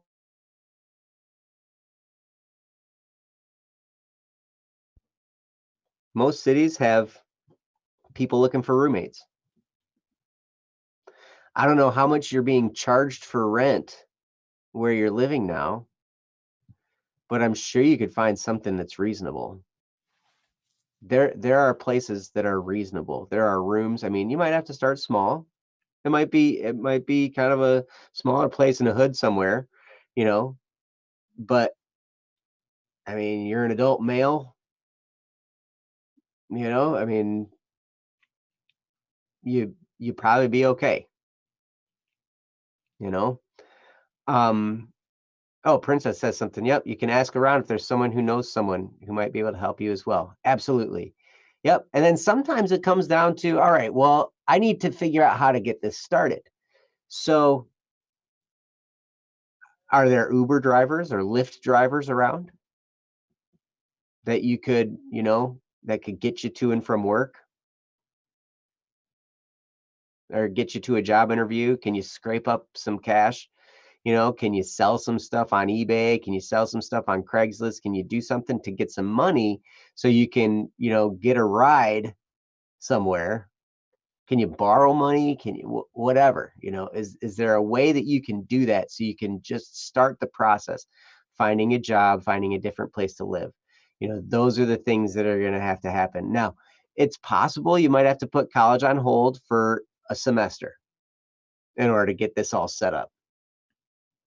that might be the case. But I think in the long run, it'd be the best for you to do that. If that's what it required to get this all set up, even a year, even if you had to take a full year to get this set up so then you could go back to school, it would be worth it. It would be absolutely worth it. So sometimes life does that to us. Sometimes we get thrown a big old pickle that we got to suck on for a while, and it stinks. But, you know, like, it's just a matter of figuring out your options. So just start looking. Start looking at jobs. Oh, sorry. Well, they said my current fallback option is to move to Wyoming, where my mom is, which is across the country. Oh, that works too. Mm-hmm. That works too. Okay. Talked with the college before the break. Have not heard back. You know, Wyoming's a beautiful place. I've seen pictures. I've never been there. I've got friends who have been there and they loved it. They're like, man, I would live there in a heartbeat. So that's, hey, Yeah, I that's an think Wyoming option. is one of the few states I haven't actually been to. Yeah. I've not even been through it. I I've know, that's what I flown mean, like over not part even of it. through it. But yeah. So okay, so you've got the fallback option to go to Wyoming. Mm-hmm. Not much to do. Towns are 2 hours apart. Yeah, that's tough. Oh wait, no, I'm wrong. I've been through Wyoming a bunch of times. I forgot the really southern end of it. Oh On the yeah, that's right. expressway. You can drive 80. Like the speed limit is 80 in Wyoming. Wow. Yeah, isn't So you it could awesome? really go Yeah. considerably more than that if you. Yeah, so you can go 85 and you're like, no one cares.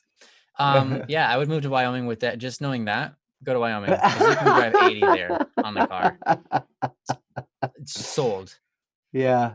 I've actually we've done inspections in Wyoming too. So never mind. Been to Wyoming a few times. Either way. Sorry. So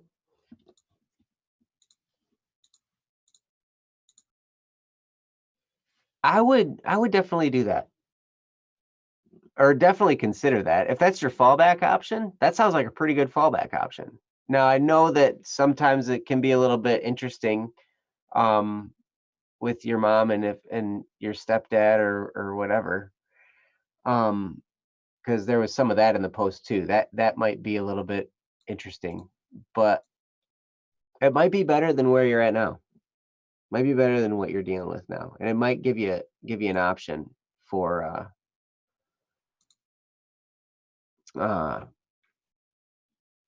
for trying some new stuff out in your life.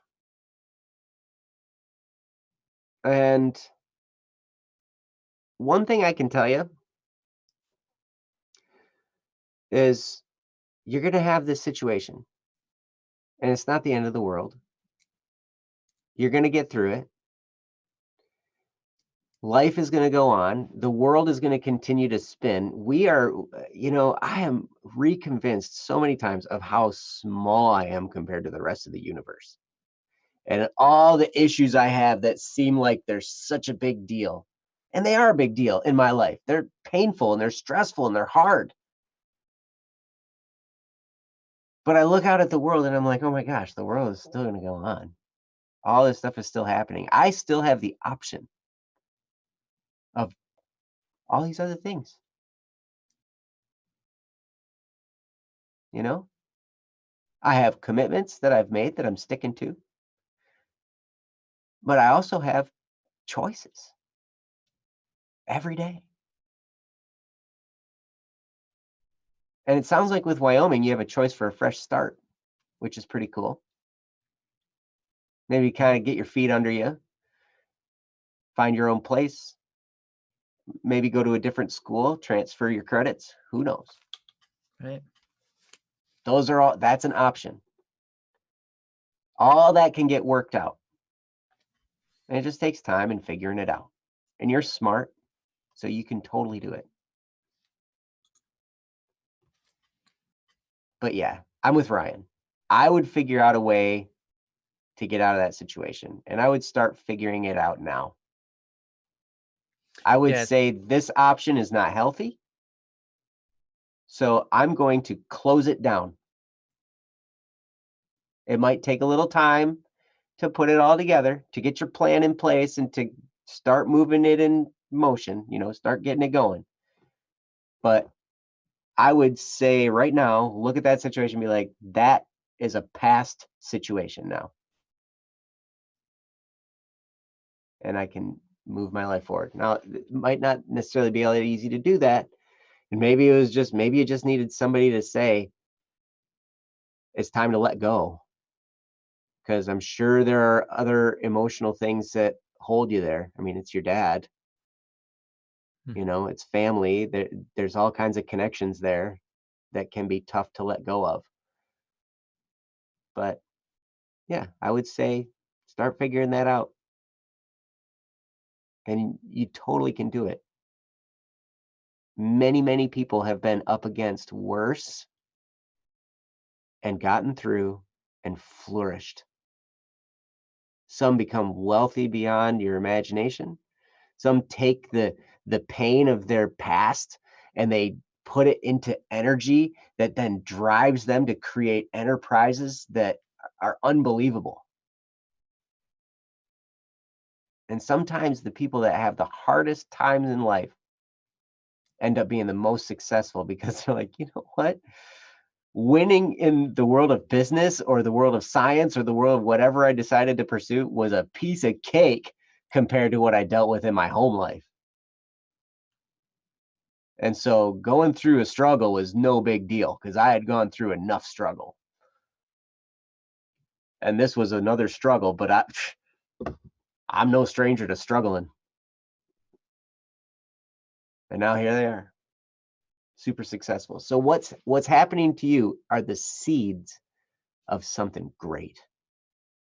I promise. If you approach it with the right attitude and the right mindset, you can end up someplace awesome as a result of having gone through this. So, what do you think, Ryan? Yeah, I absolutely. Thanks for saying that, Joe. I would go back and listen to that. I really appreciate Joe's opening remarks because, like, don't. It's so easy to get caught up in like, oh, I got to move now, and then just kind of like stalling because it's like, oh, geez, now like you got all this. I don't know. It's kind of like kinetic energy and inertia and all that. Like it's hard to push a moving bolt. Like it's hard to push a boulder when it's not moving. You know, it's just like just standing there and you're like pushing at it. It's so hard. You're running it, you're backing up and running into it. Yeah. Whacking your head on it. Well, yeah, you're trying to break the boulder apart with your head, hoping your old 20s. So Joseph, it's a D&D guy, so. But do what Joe suggested. Just look what's out there, and things will start clicking and come together, and it will become more realistic the more you look it up. The more you go, okay, what's out there? How can I find a room? Let's see. What kind of area do I want to live in? We're going to kind of, so let's go to this area. Okay, what kind of houses do they have available? What kind of people are looking for rent? How do I find that information? Just Google it. You'll find some stuff. Maybe Craigslist has stuff like that on it. But yeah, you just go on the internet, you look up stuff and you're like, okay, this is actually looking not so scary anymore. This is actually looking like it's actually a possibility, like an actual thing. And you just look into it and you're like, at some point, you're going to get to a point where you're like, this house is awesome. These people seem really cool. This is what I'm going to fight for this. And then you go in and you just don't get accepted for one thing or another. But you know what? That's just the part process. And what I mean by all of that is that's how real it is. It's just like you can just put yourself out there and then all of a sudden now you find yourself at a place. And it's not that difficult. It seems like a giant boulder when you try to like put it all together, But if you just start looking at it, you'll realize pretty soon, oh, this boulder's made out of nothing but dirt. I just have to start grabbing at it and it starts to fall apart on its own. And then I just walk over it, right? So yeah, just start looking at what are your possibilities, thinking about them realistically, and going, okay, if I was to make that happen, how would I do that? Okay, let's actually just Google. Okay, this costs this much. Okay, if I was gonna move down there, okay, how much is an Uber that way? Okay, cool. If I packed up all my stuff, I don't think I could pack everything up in a car. Say maybe I'll just sell it.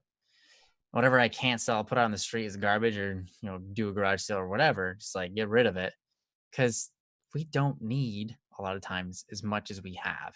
Oh my gosh. Um, No. in America, have a problem. I'm gonna touch on one more point, and it ties in two ways. Security. Um, a lot of the reason people stay where they are in the environment that you're in, when they live in an abusive situation, they stay because of security, Mhm. because they feel like that's where they're most secure. That's where they grew up, or that's the relationship they've been in for years, whether it be like, uh, a romantic kind of like that kind of connection, or being like, parent child or whatever. There's that sense of security. And you just kind of like, this is where I am. This is how it is. And, you know, I- I'm safest here than going out into the unknown. The reason of life, the reason we exist is not for security. We don't exist for the sake of security. Mhm. In fact, we don't thrive most in security. And we aren't designed to chase after security. Now, security is an important thing, especially to women. Mm. Security is an important thing. Yes. But if we chase security, a lot of times what happens is we end up catching it just at like, here's security, and we go like, we're going up and, all right, got it. Oh, and then you're like, oh, I'm going. You're like, okay, got it. Oh no, come on, come on, come on. All right, cool, got it. Oh no, like you're chasing after security and just barely reaching it your entire life. That's how a lot of people live, Mhm. because those people are living paycheck by paycheck because they're chasing after security. But that's not the reason of life. Security is just a stepping stone, man. Don't worry about security. That'll come when you get your mission right. Mm. In fact, some people, the most influential people in the world, had zero security. They lived out on the streets, like um, Mother Teresa, Mm. just living out on the streets, changing lives of hundreds, thousands, millions of people, actually. Mhm. Life isn't about security. So if security holds you back, let go of security and move beyond it. And the problem that I was going to suggest is Americans have is when we feel like we're losing everything, what we tend to do is hold on to everything we have with all our Mm. might. And a lot of times that includes material goods that we don't need, Mhm. because that's not what makes us who we are, and that's not going to move us forward. It's not what's going to move us beyond what we're facing right now in our current struggles. We have to be willing to let go so we can move on. Mhm. And that's hard. But, whether it be relationships or material goods, sometimes holding on to it and clinging it with all our might because we feel like we're losing everything, it's because we're actually just supposed to let go so we have open arms again to grab onto more important things. Mhm. So, yeah, I suggest listen to what Joe said again, and replaying that if you need to. If you need a little bit of encouragement, I know it's rough, man. That sounds really tough. And Mhm. here's the thing: you're smart. You know, you know, you can do it. Mhm. Just gotta start acting on it, and you got it, man. I know it's hard, but you'll get through it, and then seriously, you'll be impressed. You'll be impressed with yourself. You'll be proud of yourself. You'll be proud of the people around you who support you and going through that. And whatever that is, whatever that route looks like, whether you go out into the city, get your own little place with a bunch of other people and the job, or go out to your mom's, or have to take a year off of college, whatever it looks like, whatever it looks like most feasible, you going through that is going to put like you're going to have like, I don't know, like when you walk, you're going to have great posture. Does that makes I hope that makes sense to you, Yeah, it's because you true. will believe in yourself. After Mhm. that, you're gonna be like, man, I know who I am, and I know I can get through whatever it is. When people come up to me and they look threatening, you're like, nah, I'm calm. I know who I am, you know, and you're gonna have posture about you. That's the way it goes. So, um, yeah, and just like Joe said, people are just trying to do the best they can, and sometimes that is pure evil. Some people are like, well, this is how I was raised, and when I was 18, I was kicked out of my house, or I had to pay rent. You know, that's just how I grew up. That was how my family treated me, and so look, hey, I turned out all right. I have a job. I have I went through college or whatever, right? And so now I'm doing this to you so that you can you can be as successful like me. And, um, sometimes that's just wrong, Mhm. but We all they have different don't, paths. yeah, they all have different paths. And it doesn't mean that they're trying to be like their whole intention is to make your life terrible because they get pleasure out of it. Now, there are people like that, but it could be that your father is just of that nature. He doesn't understand. He doesn't have the upbringing of what he needed, to understand how to upbring you and your brother, right? Or any other siblings for that matter. Um, that's pretty unfortunately, it's pretty common. So, yeah. Anyways, ultimately, I'm just saying that don't hate the man. You know, um, love him from a distance. Get out of there. So yeah. Anyways, I'm done with everything I had to say. I'm sure we've passed the 2 hour mark, so it'd probably be good to uh, move this on to the final stages. But yeah, Joe, you have anything you want to say to wrap it up? Nope. Okay. Listen to Ryan, and you got this. Yep. So yeah, thank you so much for posting, Josephus. Thanks, and if you have any other details, or keep us posted on what's going on. And as you move through this journey, if you have any other questions, you want some perspectives or whatever, you know, always remember our disclaimer: we're not professionals. We That's right. can't be trusted with financial advice or necessarily counseling, but Or you know philosophy or we'll love anything. you. We will love you, and Yep. we'll encourage you, and we'll do whatever we can to, just anything we can do to help, which hopefully just I know that my friends were always so valuable when I was going through a tough time because they would have a way of looking at things that wasn't mine. They were seeing it with a different set of eyes. They didn't have my perspective. And that was always so valuable because then I'd be like, "Oh, that's something I never thought of before. Or that's something I never thought of before." And hopefully we helped in that direction. Oh, on a lighter note, any updates on the Kickstarter? Yes. Hey. In fact, I'm about to write an update on the Kickstarter. Oh, good. Um, or huh? I said, oh, good. Oh, good. Yes, I know. Isn't that amazing? Yeah, that should be coming out tomorrow. The update. But yeah, the book is getting worked on, and I know that are we still waiting on a little bit of artwork for one of the videos? Or you don't want to Yes, say? that's it. Okay, gotcha. Just one left. So, yep, one left. There's video that's done, one that's almost done. Oh, it's so close. And the book is getting close to being finished. We didn't realize how difficult it would be to put together a book of this nature. So it's in the Yep. process. Hopefully it'll be done in a week or two, but we'll keep you posted on that as well. So yeah. Hmm.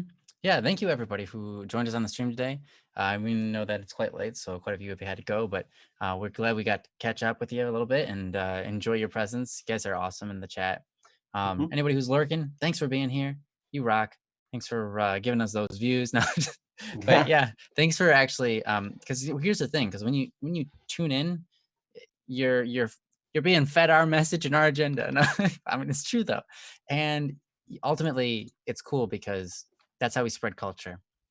That's how Mhm. we make culture, and that's how we spread it. So we're honestly really happy that about the lurkers, people who don't even feel like they have anything to say, but they're just tuning in to listen, and I think that's awesome and wonderful. And then thanks Jesse for hosting us, for being a part of this, and Princess for being here to be in the chat and make sure everything's all right, and putting those links out and everything like that. So, and we really appreciate you. So, and especially thanks for Ryan hosting the end of the show. No, it was you doing that. It was you. Yeah. You always do that at the end of mine. So I do. That's true. That's true. We kind of host each other. Yeah, we host each other every once in a while. Yeah, it's okay. I love it. I'm so mad at you. I love it.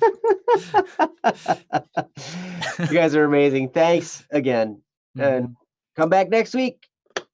Yep. See you guys. You guys are awesome. Bye-bye. Love you. Bye. Peace.